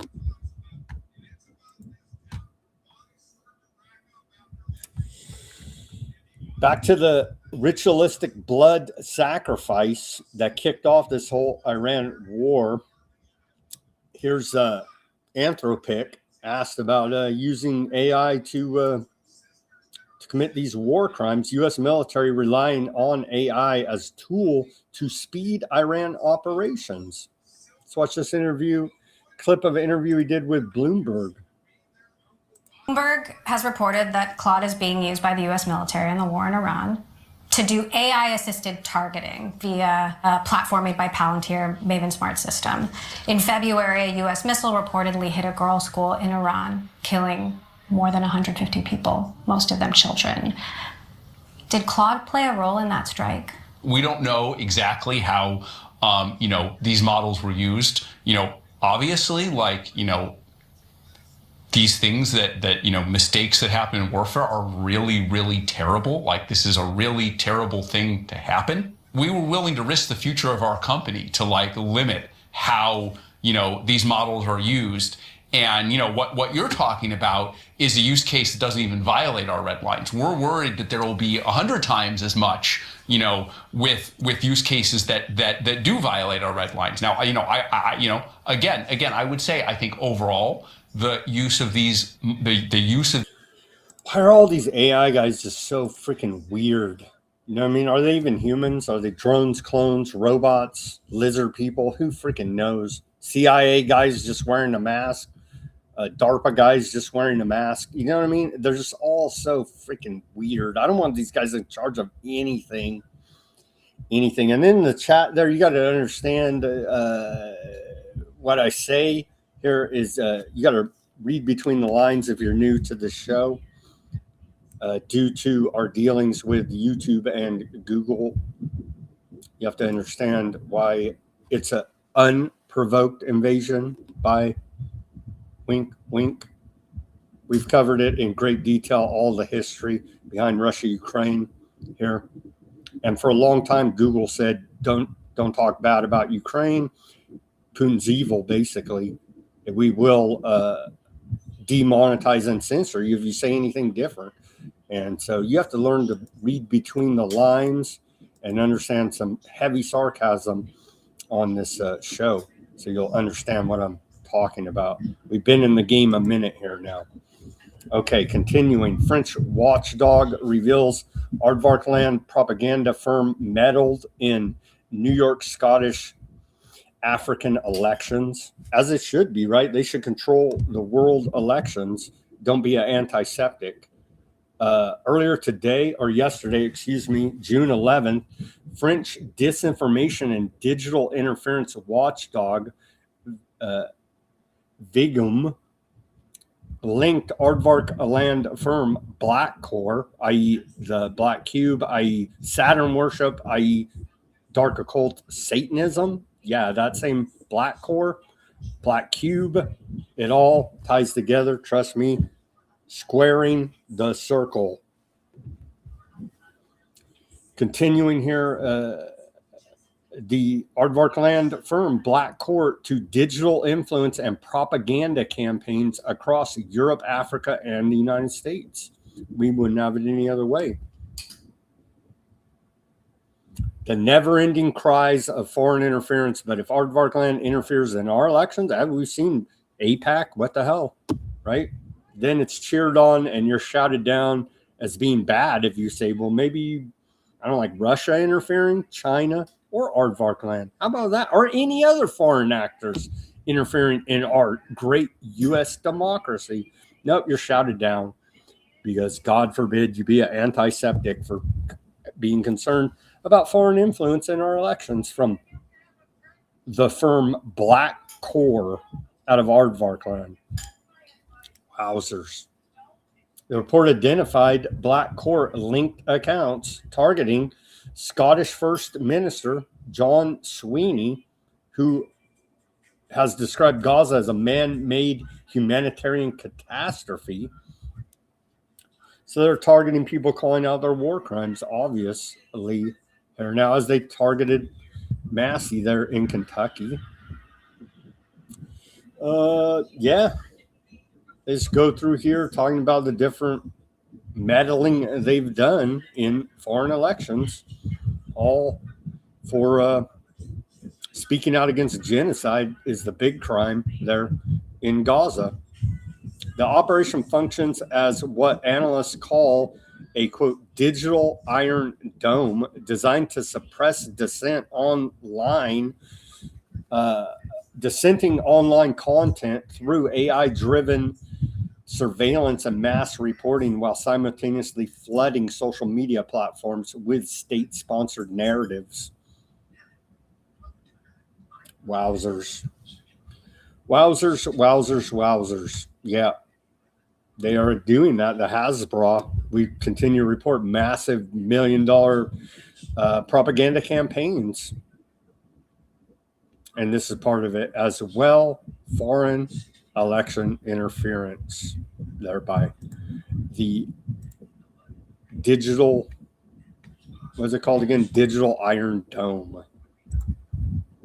Senate committee approves 2027 NDAA that seeks to integrate U.S. Aardvarkland militaries. We should be extremely concerned about this. It passed out. What was it, section 244, I think? If I remember correctly off the top of my head, the U.S. Senate Armed Services Committee approved. It made it out of that committee, the 2027 NDAA, yesterday by a vote of 18-9, advancing the bill to the full Senate for consideration. And so that's essentially, we've covered it here, linking up our military with Aardvarkland, excuse me. It was section 224, not 244, 224 of the NDAA. what a nightmare all of this is. So now it's going to the full Senate floor. And we've covered all the ins and outs of it, but what a freaking nightmare all this is. Hey, we don't have to give them foreign aid. Now they're just part of our government giving our troops orders. Yay! This freaking character right here. We're getting the antiseptics. Maybe this guy should be looking out for, I don't know, his own community. Nah, he's fully corrupted by the Zionist Leo Terrell here now. Let me be very clear.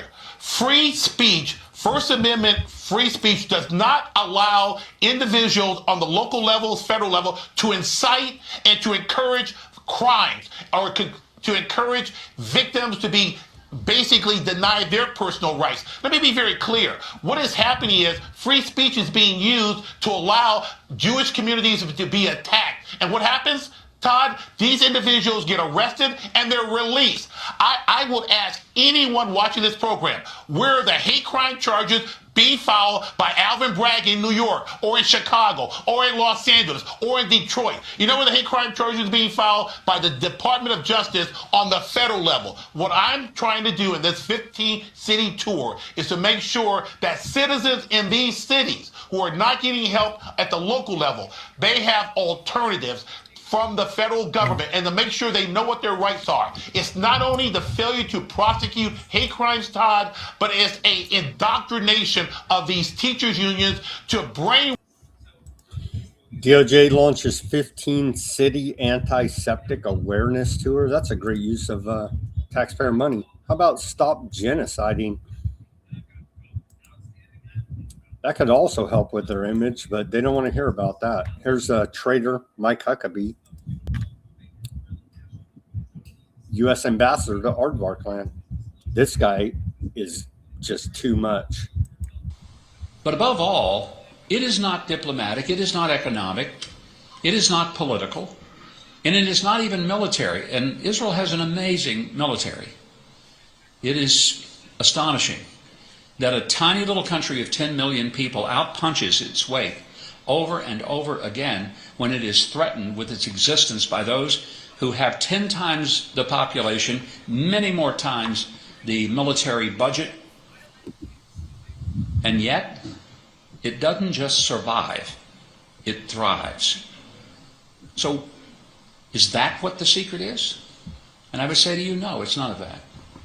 The secret is that 3,800 years ago, God told Abraham, I'm going to create a people, and you're it. And I'm going to put you in a place, and this is it. And this is going to be your place, and I'm going to give you a purpose, and you're going to fulfill it. And it doesn't matter who rises up against the children of Abraham, Isaac, and Jacob. And it does not matter how dark sometimes the night may get. Because as it says in the Psalms, joy comes in the morning. And we are living in a land that is able to exceed what it should be able to do, whether it's the military, the economy, diplomacy, agriculture, technology.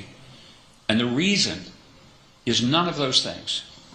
The reason is because God Almighty put his hand on the land, and because God himself has said, this is how you... Mike Huckabee's a lying criminal, war criminal, traitor to America, and he's going to face judgment for these lies and twisting of the Bible. The UK and the Rothschild Bank created the modern state of Aardvark land, so save it there, bud, with all your fake BS. Here's Rabbi Mitz Reichi, Yusuf Mizrachi, says the Goyim gets angry that the Aardvarks are in control. I don't know. There's conspiracies out there saying the Aardvarks run the world. I don't know. This guy's making the claim. I wonder why they're angry. I don't know. Listen to this rabbi. The Goyim gets angry. The Jews in control. The Jews in control. They control the money. So who will control the money? You? You compare yourself to the chosen people, you don't see their blessing by God. It's good for you that they run the country and they run the world and they run economy. The whole world came to destroy the Jews, all the empires, all of them are gone, and the Jews remain always in power. That's unheard of. According to the laws of nature, the Jews should have died already in the first year after they got the Torah, when Amalek already. They did. The real ones out of the Bible did. These are frauds. They're not even septics. These imposters are out of Europe.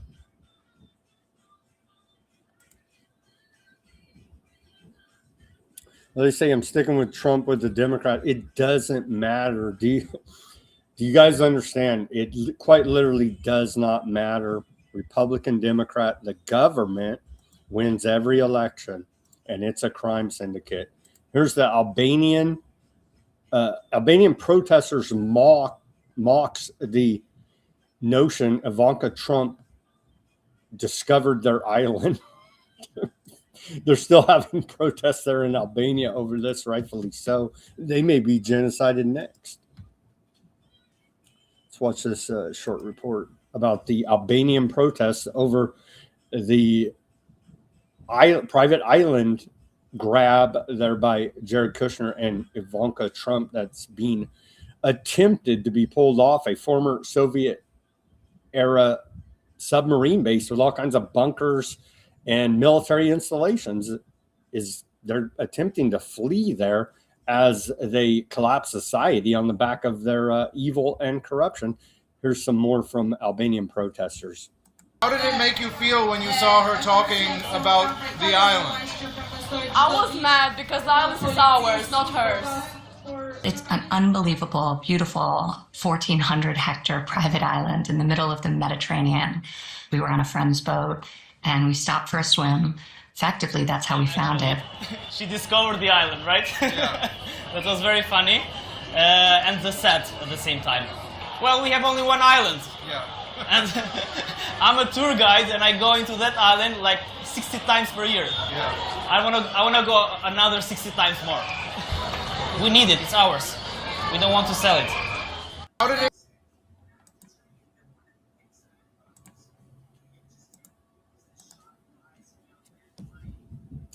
Earlier today, in the last 24 hours, we'll call it for sake of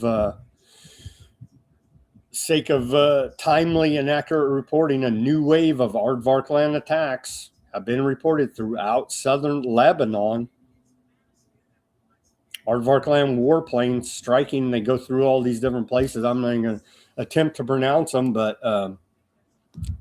they're leveling southern Lebanon right now. We do have some images of the attacks, ongoing attacks. This is the big sticking point. How are you going to have peace with Iran if they continue bombing Lebanon? You're not. You're not.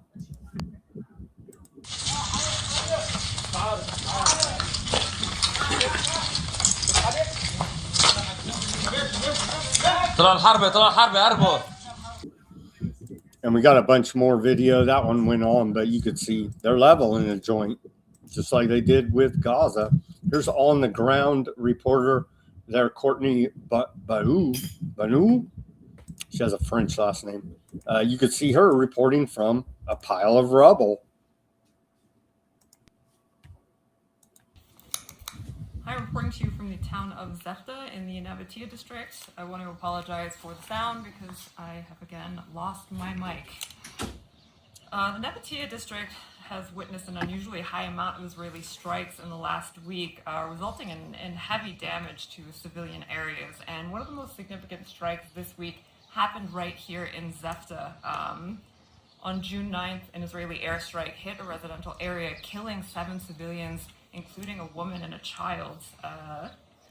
Violent Israeli attacks have also hit Khartignit, Arnoun, Habush, Yahmur, Shakif, Zautar, and Haruf on a daily basis. Today, they hit Toul and they hit some other areas in this district, including Nabatea Al Fauca, which killed one person on a motorcycle. Even though the ceasefire negotiations are ongoing, the violence committed against Lebanon has not stopped. Yesterday, the Israeli army attacked 50 towns with airstrikes, drone strikes, and artillery shelling, killing multiple people. On average, Israel kills 37 people per day in Lebanon. Since March 2nd, per the Lebanese Ministry of Health, 3,711 people have been killed and 11,500 people have been wounded in Israeli attacks. Israel is committing acts of genocide in Lebanon, and they are using American taxpayer dollars to do that. So call your congressman, call your local politicians, and demand to know where your tax money is being sent. Quite horrific. Quite horrific. They're also using white phosphorus on numerous occasions. It's been reported. It's used. That's a war crime. That's crimes against humanity. Hezbollah now is Hezbollah operations room said its fighters repelled an Aardvark land ground advance. And so the Hezbollah militia there is defending the sovereignty of Lebanon more than the Lebanese army at this point, and has been throughout this entire nightmare, actually.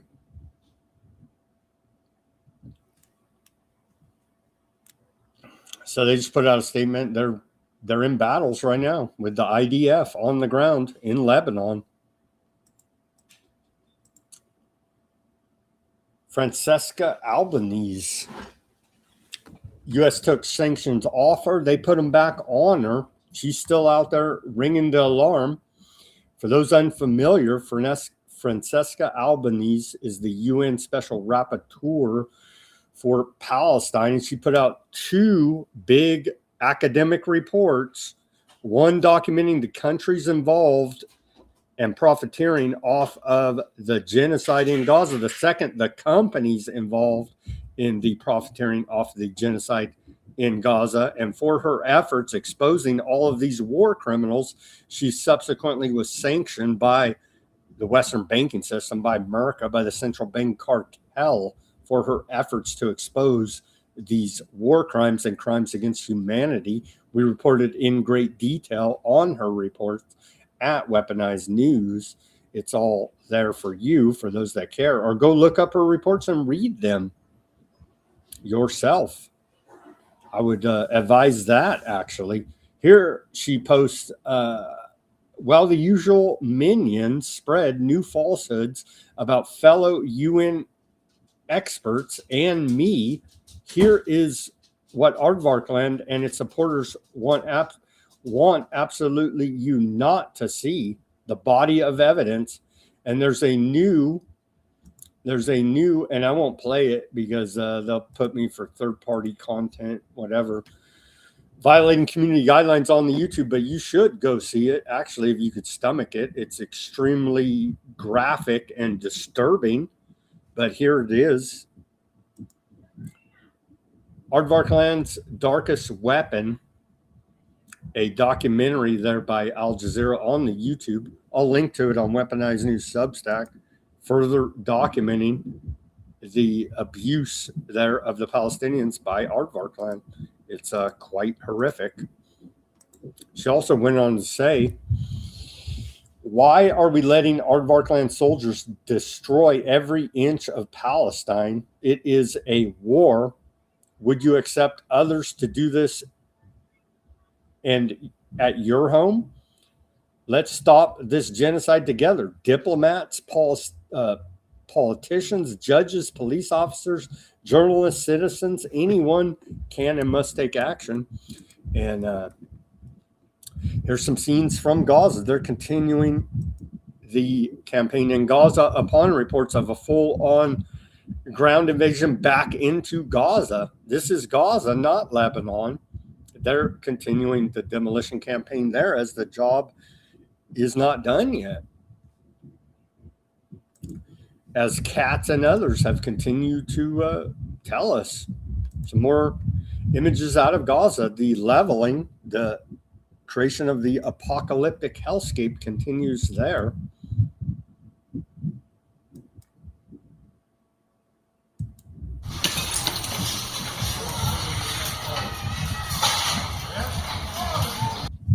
So isn't that cute? The kids playing in the rubble in Gaza, the ones that are still alive, that have all their limbs and are not mangled by the war. Overnight, the Aardvarkland military issued forced displacement orders for several areas in Maghazi refugee camp in central Gaza. They're already in a refugee camp, and now they're being kicked out, ethnically cleansed out of the refugee camp, if you could imagine that. Displacement orders covering schools, a rehabilitation center, the municipality building, and the area containing the camp's wells and its source of fresh water.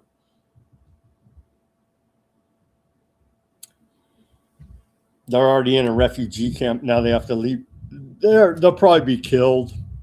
I mean, it's just, what do you even, they're bombing tents. So they're like, go move to that tent and we'll bomb you over there. But here's some more images. They're like, you can't live in that pile of rubble anymore. Oh, here's a crater of the bombing. You can see right there. You can't live in that pile of rubble or tent anymore.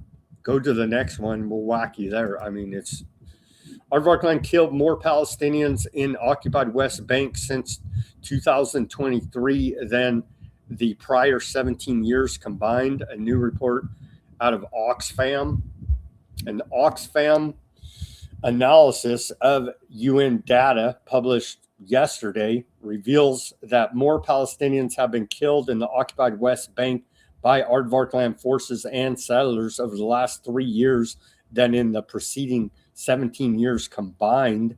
Between 2023 and 2025, the number of Palestinians killed in the occupied West Bank reached 1,244, including 268 children, compared to 1,036 Palestinians killed between 2006 and 2022. They don't even have an excuse.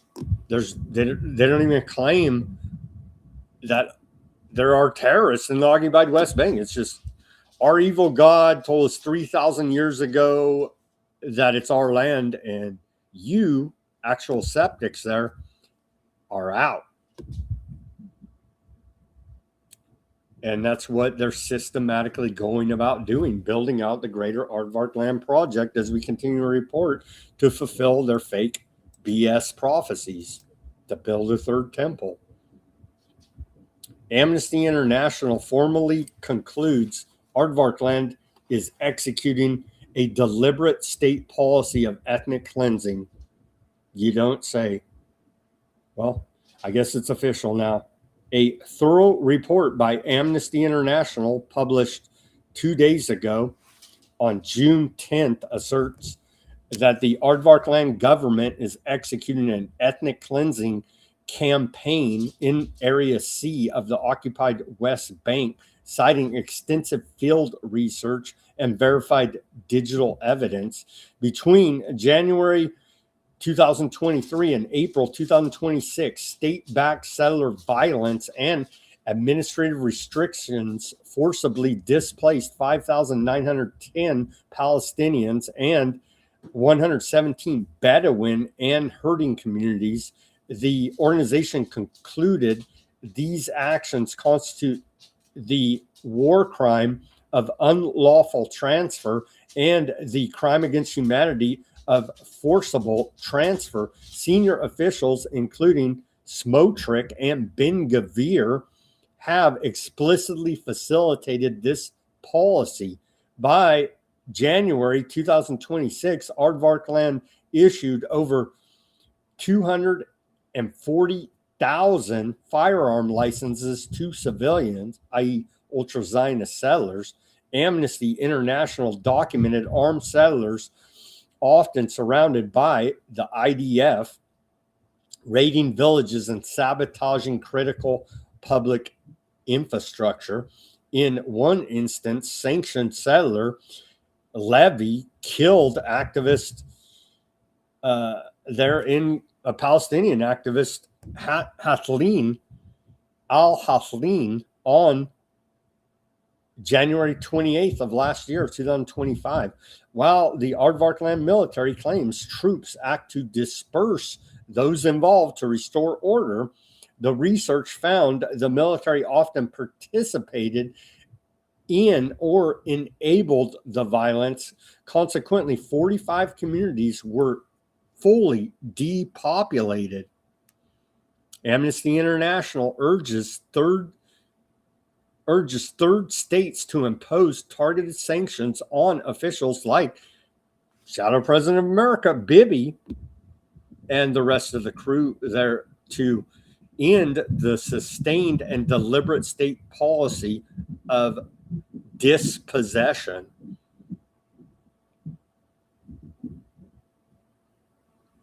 That is evil. That is evil.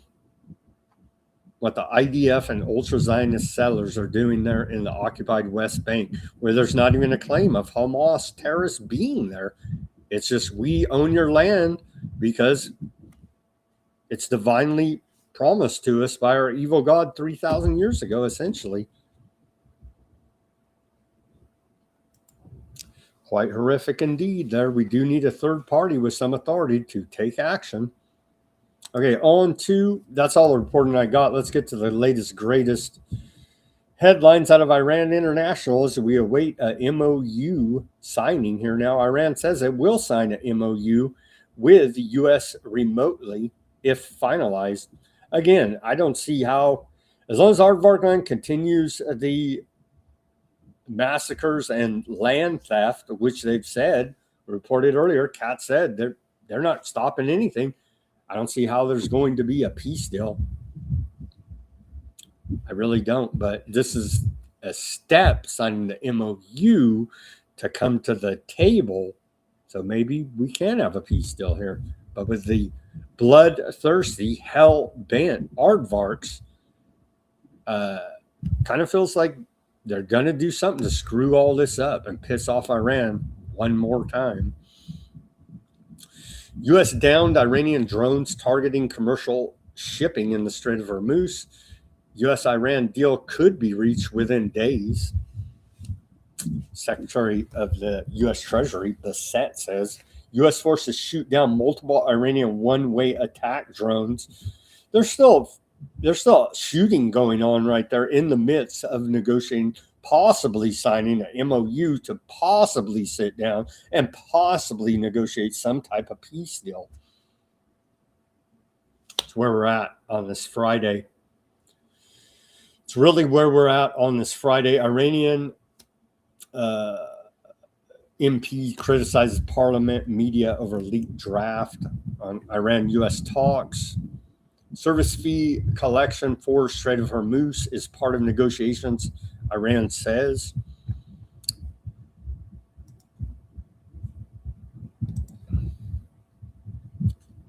And I saw reports too, it was unconfirmed reports, Iran's still shooting missiles across the bow warning shots there in the Strait of Hormuz, like right now. You know what I mean? So, yeah. Latest headlines out of Al Jazeera: Iran, U.S. signal deal within reach as Aardvark continues attacks on Lebanon. See? That's why I don't have much faith and confidence that all of this is going to lead to actual peace with Iran on day 105 of the war, even though we've defeated their army, navy, all of them, a bunch of times per Trump, but they're still shooting rockets over our heads in the Strait of Hormuz.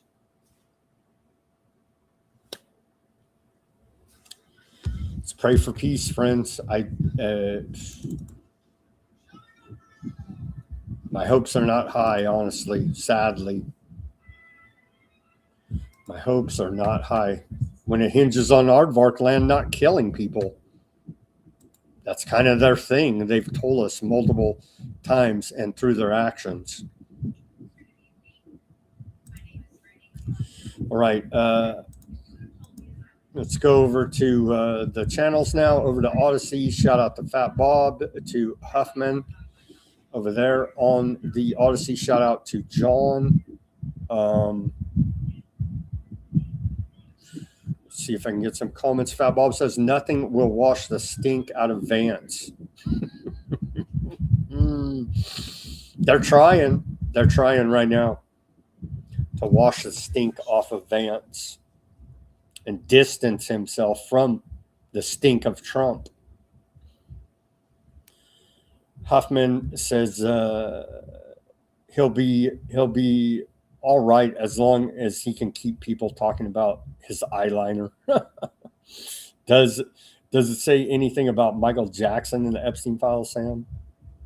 There are pictures of Michael Jackson, the pop singer, with Epstein in the Epstein files. As far as emails back and forth, I've not seen anything like that. But there is photographic evidence that at one time Michael Jackson was hanging out with Epstein. Photographic evidence of that.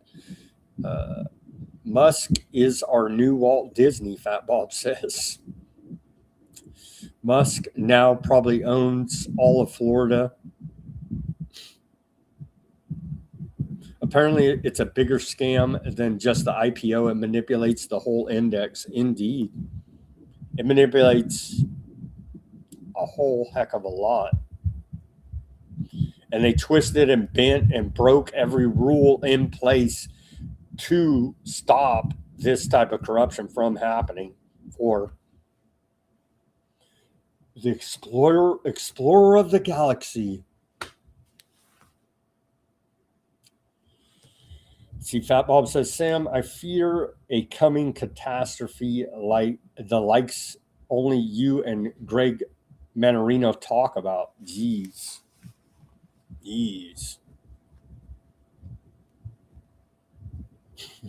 I have a credit card problem, all the defaulters.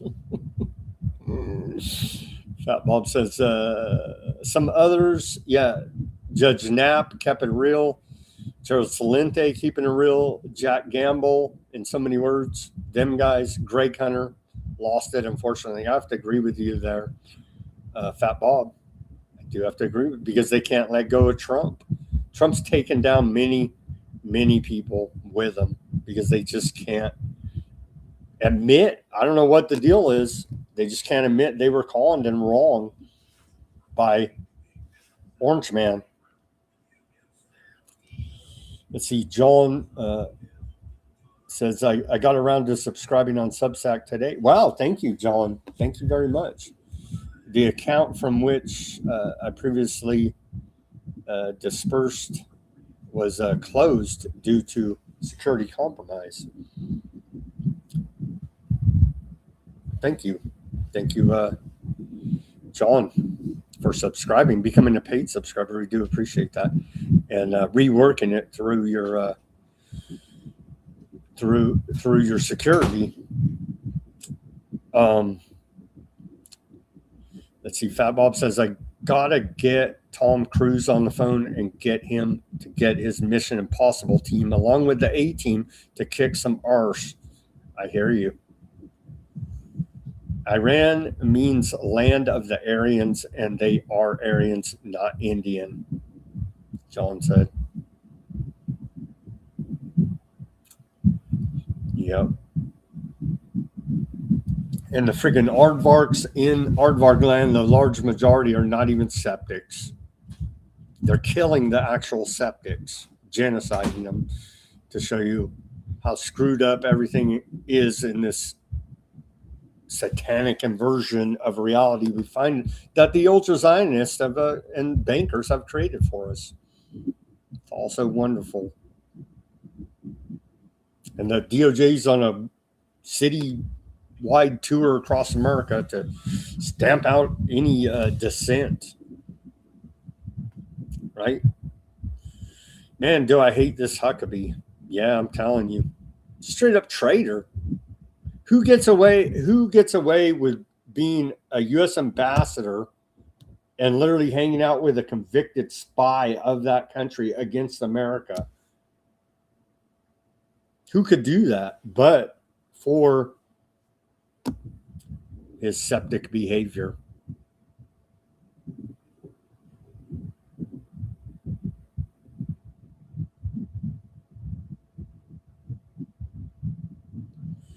Pat Bob says, well, Pat Henningsen, Sunday show, showed the corporate structure who owns the island enough to where the PM is high level on the corporate board. World's a business, Mr. Beal, i.e., quote from Network. It's an all-time classic. I hear you, Bob. I hear you, Fat Bob. John says, Iran only needs to exterminate the aardvarks. I would laugh for days if the contrived state collapsed and the Palestinians took over power. That would be some justice from the universe for the Palestinians, that's for sure. For the real septics there. It is an outrage that there are Palestinians in refugee camps in the land they occupied for thousands of years. Yeah. It's even more outrageous that they get ethnic cleanse out of a freaking refugee camp. Like, you can't even live in a refugee camp there. If you understand that the Z's are a globalist group and they state that they intend to reduce world population by 90% and enslave the remaining Goy population, they plan to rule the world from Jerusalem.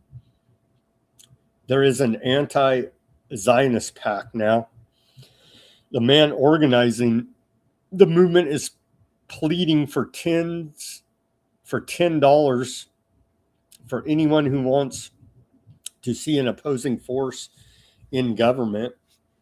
I believe he calls it AZA PAC.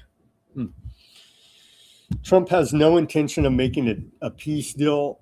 The aardvarks are making their big move against the only force in the Middle East that can impede the aggression of aardvarks. That's what John said. Yeah, I got to agree with you. Yeah, sadly enough, I wish it wasn't so, but I mean, come on, we got to live in reality of the situation here and not be smoking a bunch of opium. And that is indeed the case. Thank you guys for tuning in on the Odysee and chatting it up. Thank you for tuning in on X, Kick, Bitchute, Substack, YouTube, and Rumble. Let's go about halfway up. We had quite a few comments on the YouTube, some new viewers tuning in here now, confused by some of my reporting. Just scrolling up about halfway. I'm looking for the Rumble audience. Quite a few comments on the YouTube. Shout out to Bardo on the YouTube there, or excuse me, Rumble. It says Victoria Nuland was behind Biolabs in Ukraine. She should be under investigation. Yeah. Yeah, well, yeah. Yeah, she should be under investigation.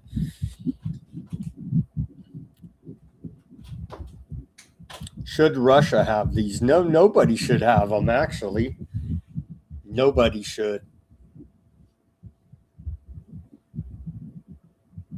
Nobody should be doing gain of function biological weapons research.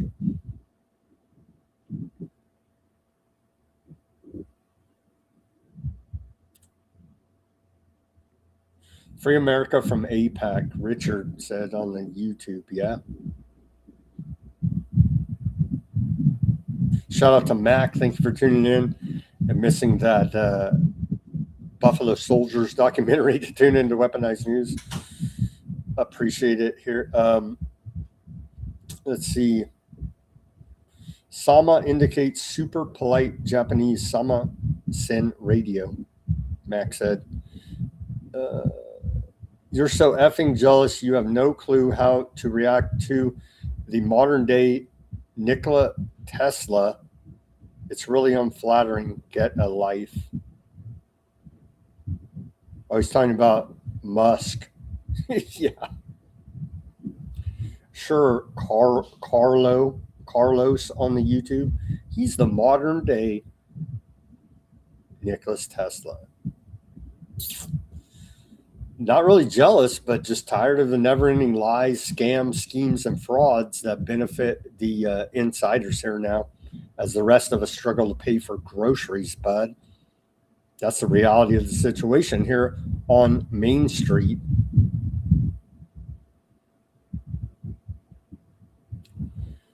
Darren says, oh, they're talking amongst themselves.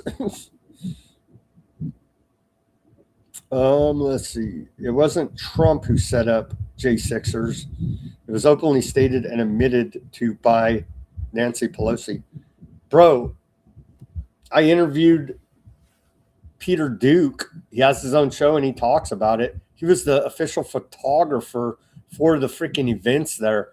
And he literally agrees that Trump set up his supporters on January 6th, bro. So save your BS propaganda and whatever fantasies you want to live in.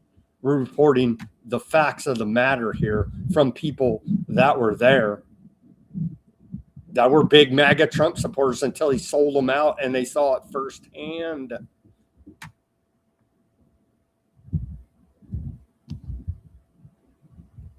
I don't just say these things to run my mouth and talk shit on Trump.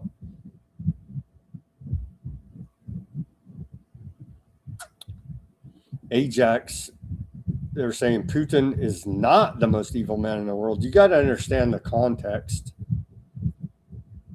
War criminals and crimes against humanity, and you can't say anything. James says there, yeah. Well, you're not supposed to, right? You're not supposed to say anything, or you're antiseptic, and I know that's the worst sin that you could commit here in America. With they're turning the screws. They got antiseptic task force running around looking for offenders, and you're like, bro, they're genocide, war crimes, not good. They're like, well, you're a bad person for saying that.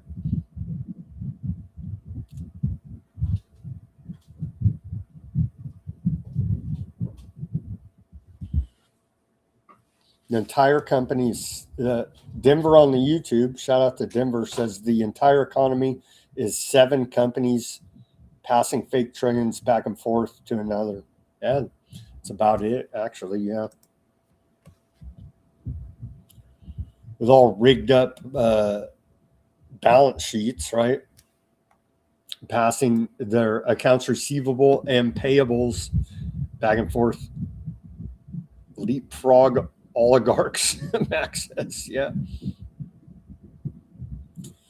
Craig says opinions are like a-holes. Everyone has one. Let's see here. Gary says, we love Trump. Why, Gary? Seriously, why? Trump American pride, Greg says. But Trump's screwing us over, brother. Trump's a lying, fraud, con man. And so there's nothing American pride about him whatsoever. Maybe someday you'll see this. It's well, he's lied. He's lied about everything. We have no mass deportations, no public health reform. We're in never-ending war here now again.